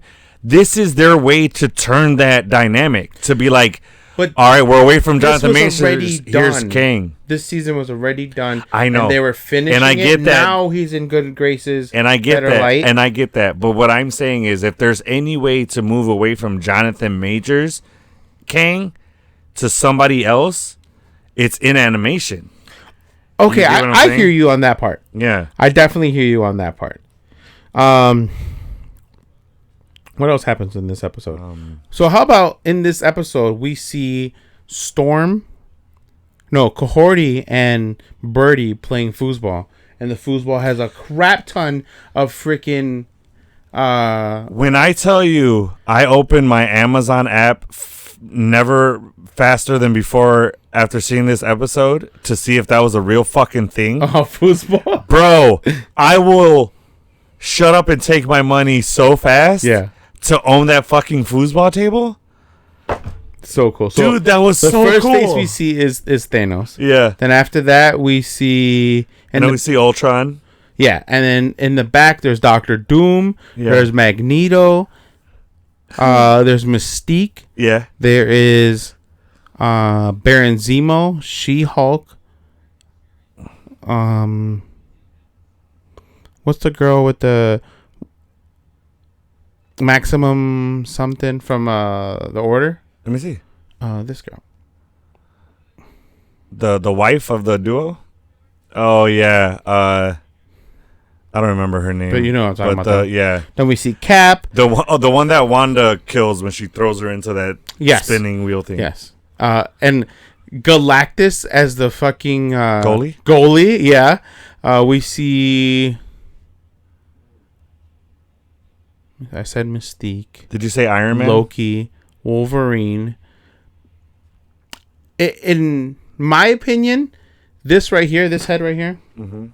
You see this little blonde head? That's Vision? Who's that? No. That's Ant-Man. No, these are all the villains on this head. Oh. That's Magneto back there. And Magneto. Okay. You see this person right here? Mm-hmm. That hair looks like Shredder almost to me. No, it's Invisible Woman, because in the next frame you see this. Yeah. It is, yeah. Sue Storm. Yeah, Sue Storm. Captain Marvel, Black Panther. Yeah. Rogue. The Rogue one, I stopped. I was like, oh shit. Yeah. Dude, so many. I would love to own Unfortunately, you can't get the best part of Rogue because the bottom piece is just a triangle, so you don't get the cake in the back. You know what I mean? Goofy. And then, well, I guess we'll get to the finale at the end later, but I have not too close to you, mate. I have hella pictures of the finale. Check it. Oh, that's the pictures I was gonna pull up. Yeah. At the end. Yeah. Of the different versions. Uh-huh. Yeah, the Vision, Moon Knight. We're not there yet, but we still have. So that one, he's on trial, and then, him being on trial. Correct me if I'm wrong. Is that this? No, that's the finale episode, right? Which one is the one where the shards of glass fall and then Peggy realizes what that is? Is that this episode or is that the what if? No, it's this episode. It's what if the Watcher disappeared, right? Yeah. Okay. That was cool to see. So we see, I'm going to call it, since we've already seen the Multiverse Avengers, I'm going to call them the Multiverse Defenders because it's for them. Fair. Okay. And they're defending Uatu. So, you know what I mean? Yeah, so Peggy realizes that it's that the Watcher might be in trouble, and yeah, she like has a sixth sense about it. And then she's like, I think she calls for him and he doesn't answer, right? Is that what she does? Does she? Maybe I can't remember that honestly, but I feel like you're right, where she has some kind of like he's in trouble. You know what I mean? Like that can only mean one thing, he's in trouble kind of thing. Yeah. So then because this episode is about them trying to reach him. They're trying to get through that dimension, right? Yeah. And what did you take a picture of? What the stages that Birdie? So Birdie is kind of a rocket of this universe because absolutely is. She's a tech genius kind of, or she's a master engineer, if you will. Yes. She can put shit together and she's real smart like that. Well, her mom is an astrophysicist. Right, but that's not really engineer. But Howard the Duck is pretty intelligent, and he's... Maybe that's where she gets it from. I'm not saying that Darcy's not smart, but that's not... She doesn't build stuff. She's more like in the cosmos and stuff like that. Fair. That makes sense why she marries a cosmic being. We'll go with that. I like that. Okay, so... So yeah, do you know what the stages are? Because one was like money, and like the other one was like they were pretty funny, close but no cigar or something like that. Yeah, which is very Natasha Leone.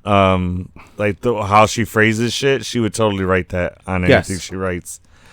They use a glass shard as like the fuel for it to get in the dimension, right? Yes. Essentially using... But they get down to like the last one. And I forget the way that they actually get to the dimension. What do they use? Because they try... Storm tries to power it with... Hell yeah. And then... Yeah, what do they use? Did they use her chair? No, they attempted to with that. That was one of... No, that's what I'm asking. I'm not saying the way that they get. That's the first one. They used her chair to try to do it. Yeah, I think you're right. You wanna look that up? I'm gonna skim through real quickly. Yeah. Yeah. So they finally do get through, and they stop the elders from taking Watcher's powers, and they're fighting the Watchers. Turns out these motherfuckers. I almost said the line from what's her Okoye, where she was like, "Why were they up there all this time? Because these motherfuckers can kick ass, dude.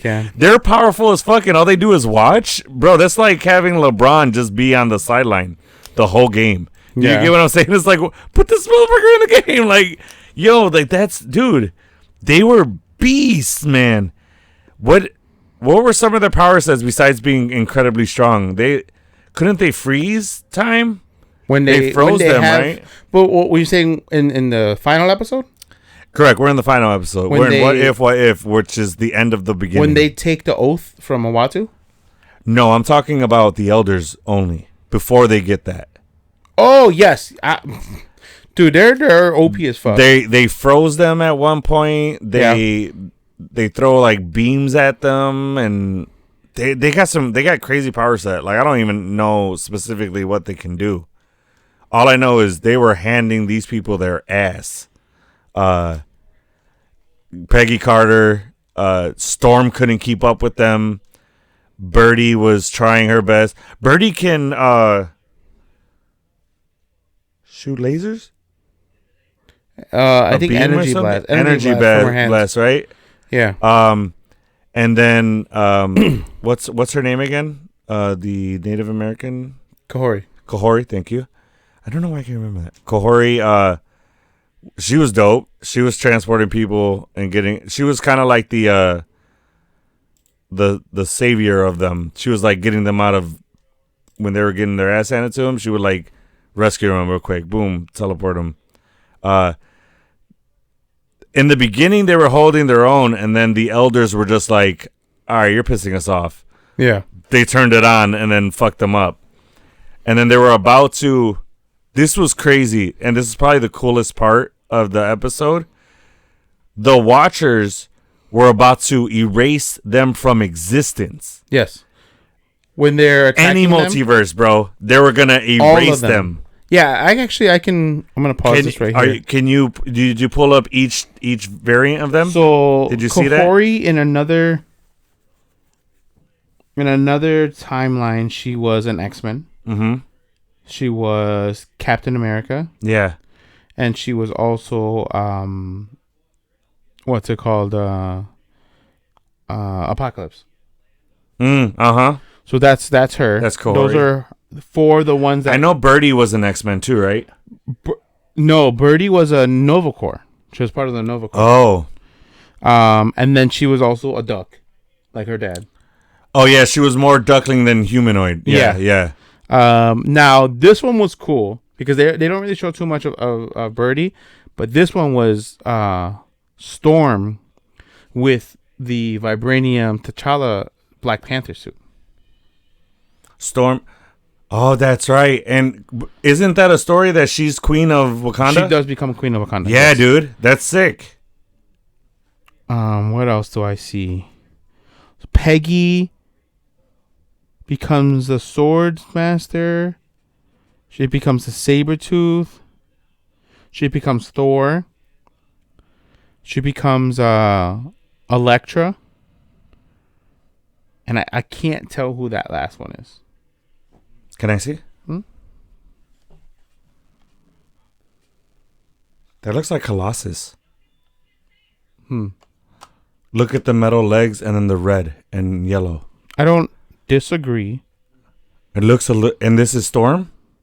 No, this is Peggy. Oh, Peggy. Yeah, that looks like Colossus.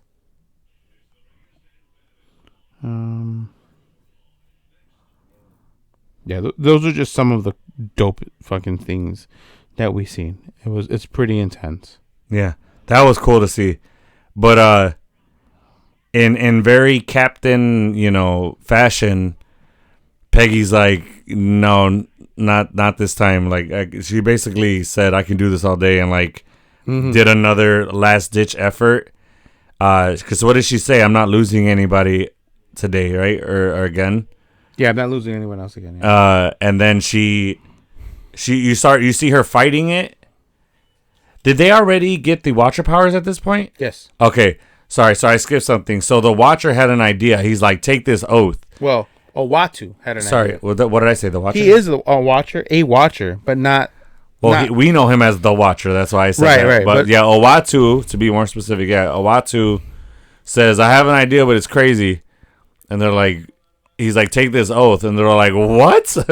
He's like, you got any other better ideas? Because we're about to die. Yeah. And he turns them into Watchers. He gives them the Watcher power. And so then they all start fighting back. But then these three, what did they say? They're like, we taught you a lot, but we didn't teach you everything. Yeah. And then they combine into one. Mm-hmm. Dude, that was crazy. I was like, yo, what? And then they start to wipe them from existence, and then that's when Peggy shoots up.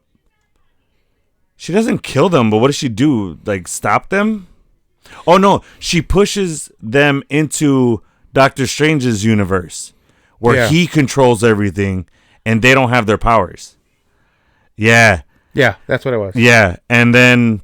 But she didn't make it out, right? Or something like that? Because that area exists outside of the Watchers. That's a separate dimension. Yeah. And what, she didn't make it through that? Like, she died doing that? Peggy? Yeah. Yeah, that killed her, right? Are we saying that wiped her out of existence, or what are we saying? Or she just dies in that, and she's still alive in other existences. Yeah, right? I don't know. Because she fought back, so they all started going back into her. Remember? Oh, also, you are right that Birdie can shoot laser beams out of her eyes. It's like it comes out of her eyes, it's not like, her hands. It's like the Eternal, right? Yeah. The Superman Eternal? Yeah. Okay, so that's what I thought. I remember saying that. I remember how they get there. Peggy gets there because of Ultron Infinity. Oh, that's right. He's not bad anymore because he had defeated everybody, and he lives in a universe for eons. Eons. I was gonna say millennia, but he was eons, and that's way longer than millennia. And he's alone, dude. So, that's actually a big mythos that those who seek domination, once they have that and like get what they want of like conquering. After a long time, they're not gonna want that anymore. Yeah, that was a bit. I don't know if you ever watched that show, Heroes. Do you remember that show? Mm-mm. It was basically kind of like what The Boys is now, but less graphic and stuff. It was more like. So I figured out how they get there. You said that. How? Ultron. Well, he's the one that powers up their ship. Yeah, you said that. But he took Peggy there separately. Right. Yeah. Here, actually. Well, what I was saying was Heroes was like more realistic if people had powers. It was like the real world if people with powers. And so it says. Oh, you found the. Yeah. Now we're talking rad sauce. This is the levels of the ship, right? And the top one is money. You said straight fire? Straight fire is the second to last. Okay. And then money. Rad sauce is the third to last. Now we're talking is like mid-range. The first three are lit up, so I can't really see them anymore. But yeah, the last one is money with the skull. Money, yeah. But what I meant was like there was a character in there that was killing superpowers because his power was he can take people's power, but he has to kill them to do it. So in Heroes? In Heroes. Okay. He was like the main bad guy, and one of the guys, his powers were, he was kind of like Jean and Charles Xavier, where he can read. It starts off where he can read minds, but then his powers evolve to where he can manipulate your mind. So he trapped him in himself, in his mind, and he gave him what would happen where he would kill the world. He would kill all beings, and he would be by himself. So when he wakes him up from that, he's not bad anymore. He's not evil. Huh. Because he had... the fulfillment of conquering. Not fulfillment. He had a long stretch of time of solace. Of nobody around him. Because in his mind, he killed everyone. So he has nothing to do. So he's like, what I was striving for, I was wrong. So just like Infinity Ultron was like, what I did was wrong. I tried what I thought was right, and it's not what it wasn't right. Yeah. So that was cool. Yeah, that was Infinity Ultron. That's what I'm saying. Like that's very common, like mythos. So yeah, and then it ends there with them all being watchers, and it like we said, it left us with more questions than anything. Yeah. It was like, all right, so they're elders now, essentially, or like how does that play?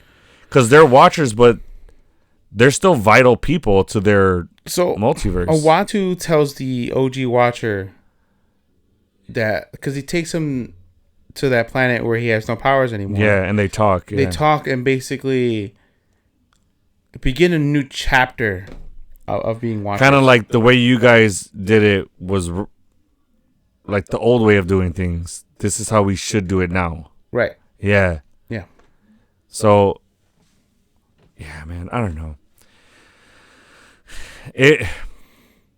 Ending there was a cool note, but it's like I said before, it's not a series finale ending to me. No. Which that might be a little harsh to say because I don't even know what I would have wanted out of a What If series finale. Do you get what I'm saying? Yeah. Do you know what you would have wanted? I just don't know. I just know that kind of fell short for me. It did fall short. It wrapped up nicely. You know what I'm saying? It did wrap up this series nicely, with it starting with the Watcher and it ending with the Watcher. Yeah. I understand that. So they reheal the shield and they bring the shield. They remake the shield, basically. Yeah, well, yeah. With their Watcher they powers. They recomplete the shield. Yeah. And then it just floats off into between them. So Corey says, "My people believe in death. We move to an even greater adventure." Yeah, I don't. Yeah, I know. I take that back. I don't think she's wiped from existence because all of them went back into her. I think just that Peggy's dead. I don't think she's dead. I think she's exceeded this. You think she's gone like past that dimension, the Higher. Watcher dimension, above it, whatever. So are you saying she's like Doctor Strange level in that universe? That plane of existence? Yeah. You think so? I think she yeah. And then it ends with some fucking banger. Bro, let's rattle off this list because these are episodes that we should have gotten. We could have had, yeah. Nah, not fucking could have, should have. So Weapon X Thanos. Holy shit. Hold on, because they rattled them off in a list. So first we had 6-Armed Spider-Man. Yes. Which is a comic run, if I'm not mistaken. Uh-huh. Okay. Then we have Shogun Ghost Rider. Yeah. Bro, a samurai Ghost Rider? Stop it. Give me that episode. You know what I'm saying? Yeah, I have all of them, just not necessarily in order. Okay, what else do you got? Because I saw Riri Williams as Punisher. Fucking all day, I'll take that. Riri as Punisher? Yeah, bro. Did you miss that one? I missed that one. Okay. Oh, no, I got it. I lied. I got that one. Okay. And then I have Miss Marvel as also the Wasp. I have Jubilee as the Silver Surfer, which I'm game for that. Hell yeah, dude. She looked good. Mm-hmm. She looked really cool. This one seems to be Star-Lord with some type of set of powers. Not sure whose or what, but he has like that staff. Oh, yeah. 6-Armed Spider-Man. We have Wedding Dress Gamora. Yeah, maybe she married Quill. I like that theory. I love Scarlet Duck. That was cute as fuck. Yeah. And then Hawkeye. So wait, what as are we dragon. saying? Are we saying Scarlet Witch married Howard? No, I made a baby. I think this is a female Duck as Scarlet Witch. Oh, she gets the Scarlet Witch power. Yeah. Interesting. Okay. Moon Knight's Howard the Duck's sister gets the fucking. Yeah, I like this one Maestro as a Doctor sorcerer. Strange. As a sorcerer. Yeah, and with then, the cloak. Yeah, we got Moon Knight Vision too. Moon Knight Vision. Yeah, dude. Did you see that one? I don't know where you're getting Vision from. That is Moon Knight Blade. Mahershala Ali. That is Moon Knight Blade, sir. I have it right here. Nah, bro, that's Vision. That's Moon Knight Blade. That's Mahershala. They've already confirmed it. That's Mahershala Ali's Blade. Blade as Moon Knight. Oh, that is a Blade Moon Knight. Why did they write Vision on this video? They got that one wrong. Absolutely. And then Iron Man. Look, they literally wrote Vision. I'm not even bullshitting you. Watch. Wait for it. They wrote Vision. Because it looks red, not black, I guess. And then as Iron Man. An Eternal as Iron Man. Oh, yeah. Kango? Kango as Iron Man was cool. Yeah, Wolverine as Wolverine Thanos. Did you see that? No, it's Weapon X Thanos.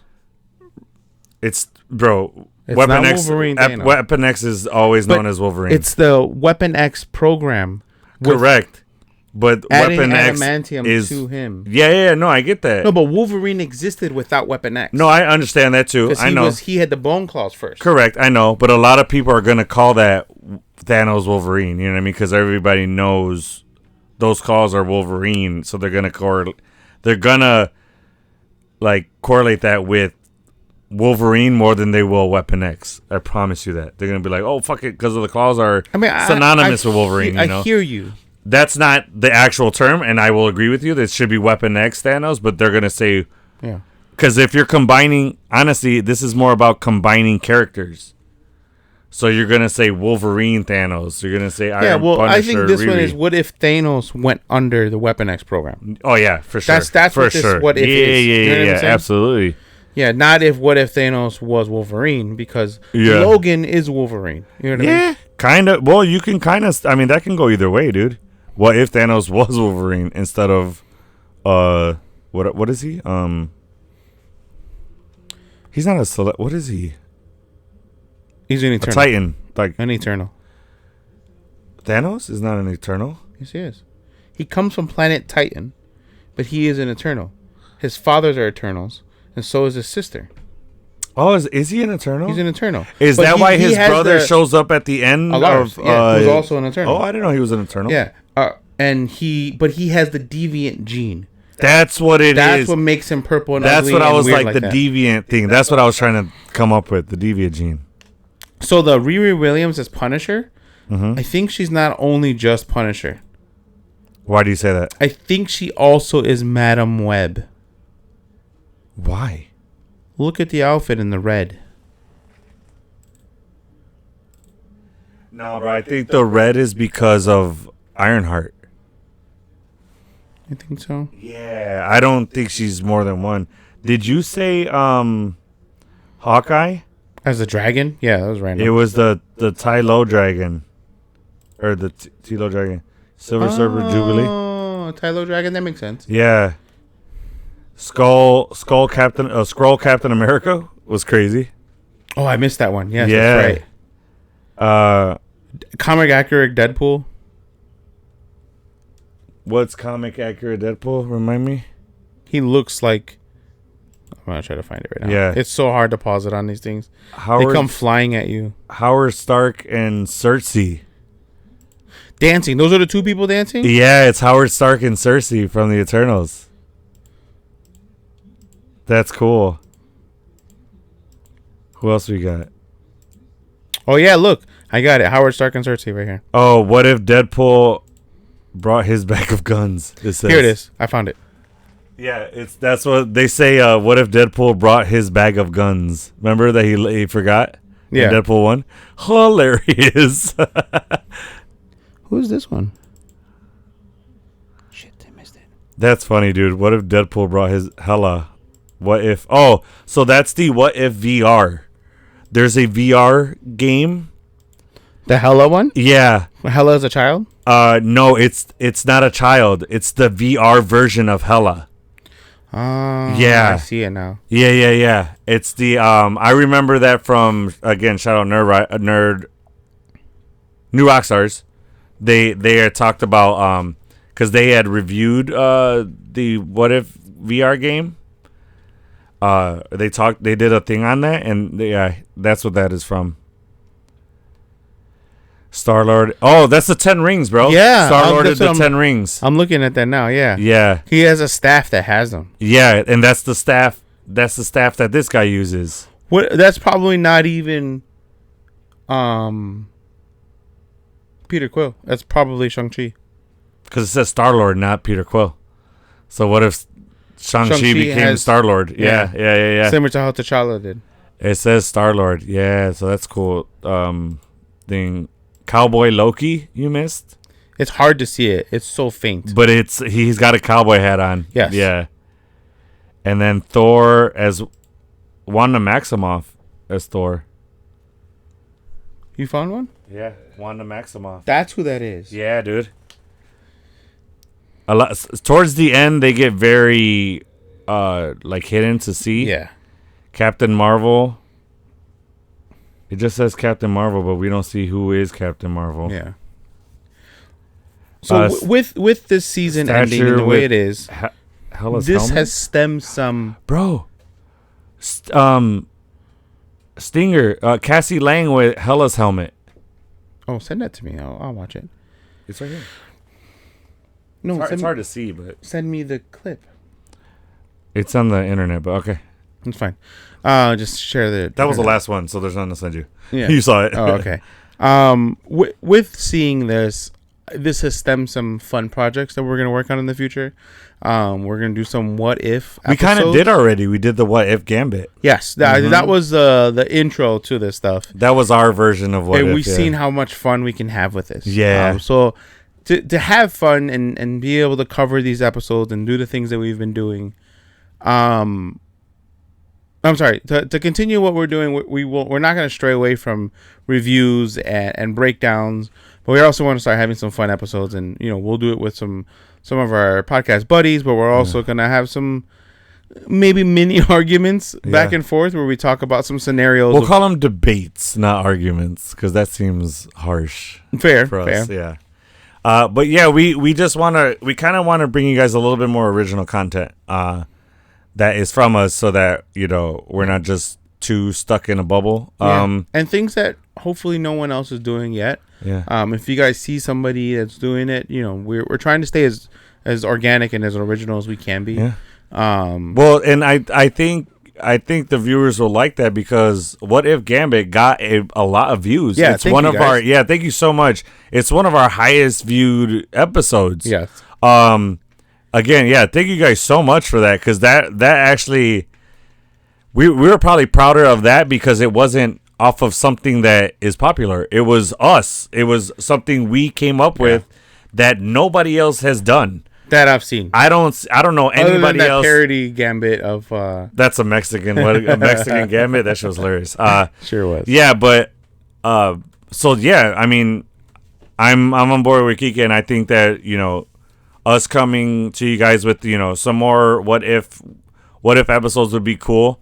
Yeah. I would like to capitalize on some of these and maybe come up with our own combo of heroes. Yeah, I think that'd be cool. So one of the things I was thinking about on the drive over here was, this is why I was like, oh damn it, I forgot to save these images and to share with you. I want to have another fun episode like that what if Gambit with Filmatics, and give an image of what we saw at the end of the season finale and say, give me your pitch for it.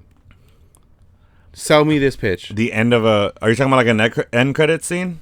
No. Sell me the pitch of Weapon X Thanos. How did that happen? Oh, so give me the pitch. So more directly related to this. To this. Yeah. We have an idea. Give me the source material. So give us that episode. Yeah. Okay. I like that. That's cool. And then outside of that, we're also we are going to do these what if scenarios, Elseworlds, we would call it. What if Elseworlds, I guess. But we're going to ask specific questions to do with Star Wars lore, to do with, what if the Joker actually did, or Batman actually did kill the Joker early in his career? What turn would have happened? Things like that. His number one rule is he doesn't kill anybody.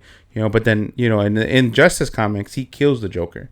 And then is no longer Batman. He hangs up the mantle of Batman. Yeah, and he lets himself go to jail. And in Superman was gonna break him out, and he was like, "No, I committed a crime. I murdered a man." I just had a really funny image of. Do you remember Austin Powers? When Dr. Evil's banging on the door and the door opens, he goes, "Sorry, I got it." He closes the door again. Yeah, that was Batman when when Superman rips off the cage. He goes, "No, I'm gonna stay here." And grabs the fucking door, puts it back. Grabs the fucking sliding bars and just clink. I'm gonna stay here. Right. But yeah, so that's a cool theory. We also were toying around with. We kind of want to do an episode of like crossing multiverse or crossing. What would you call it? Genres or comic line? I don't know. What would you call DC and Marvel? Oh, like so pitting up against different lures, different villains and heroes. So taking a Marvel character against a DC character and who's going to win. Taking a Star Wars character and putting them up against a Star Trek character, something like that. Right. You know what I mean? And like this is crazy. Meant to test the waters. This is where he said the debate's going to come into place. And, like Batman versus Black Panther. I don't think there's a single version where Black Panther doesn't kick his ass. Yeah. But I love Batman. And he's the world's greatest detective. But he's not beating T'Challa. Yeah. He's not beating him one-on-one. No. Not in a vibranium suit. And I don't think any of Batman's tech could no, I just don't see it happening. Yeah, because Black Panther's tech is matching that. You know what I mean? Yeah, or light years ahead of. And not only that, like Batman is a trained martial artist with the League of Shadows, but T'Challa is a master martial artist in like many different disciplines. So T'Challa knows every single version of martial arts. That's what I'm talking about. Yeah, and so does Batman. And Batman is a master in a few of them. First, T'Challa just knows all of them, but he has that agility of the herb. Yeah, and just. I mean, it's not that Batman can't be people with superpowers because he has. He's fucked up Bane. Superman, dude. Yeah. But he took down Bane without having any added powers. Yeah, a lot of Bane is he just took care of the thing that soups him up. You know what I mean? Yeah. He takes that out of you take that out. He's outsmarted Green Lantern, who's able to take the ring off of him without Green Lantern even knowing. Like he's like, had what's some that great over there? He's had some great feats. I just don't see him being T'Challa.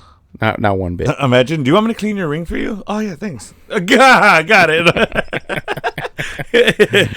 No, but yeah, that's something that we're toying around with because we like, as he said, we want to bring you guys more original content, more stuff from our creative minds, and we have a lot of fun with those because it's not anything that is already out there. So there's no fact, there's no destined thing that we have to go based off of what this is or anything like that. So be on the lookout for that. If you guys have ideas, please let us know. We would be more than happy to cover an idea that you all have. Hell, if you guys have a what if 2 character combo you guys want us to talk about, drop it in the comments. I'd love to. Hell yeah, drop it in the comments. Yeah, the Gambit episodes was very super fun. And like we thank you guys again so much for your love and support on that one and watching those episodes. That was a nice surprise. And we're gonna come up with original one original episode for you guys soon. We're gonna try to have those out to you at least once a month. Mm-hmm. We're gonna try, dude. That might be hard to do if one particular month, like what was it, November, we had Agatha and Penguin at the same time. That was tough. We were filming a lot, putting content together. Rough. Outside of our daytime jobs. Yeah. We were, hard at work. Your boys really wanted to get paid for that month. Because that was tough. But yeah. So stay tuned for those episodes. And Kike, in any dimension, I am with you. Till the end of the line. Thanks. If you enjoyed this episode, please don't forget to like and subscribe. Also hit that notification bell to stay up to date on all our new episodes and more.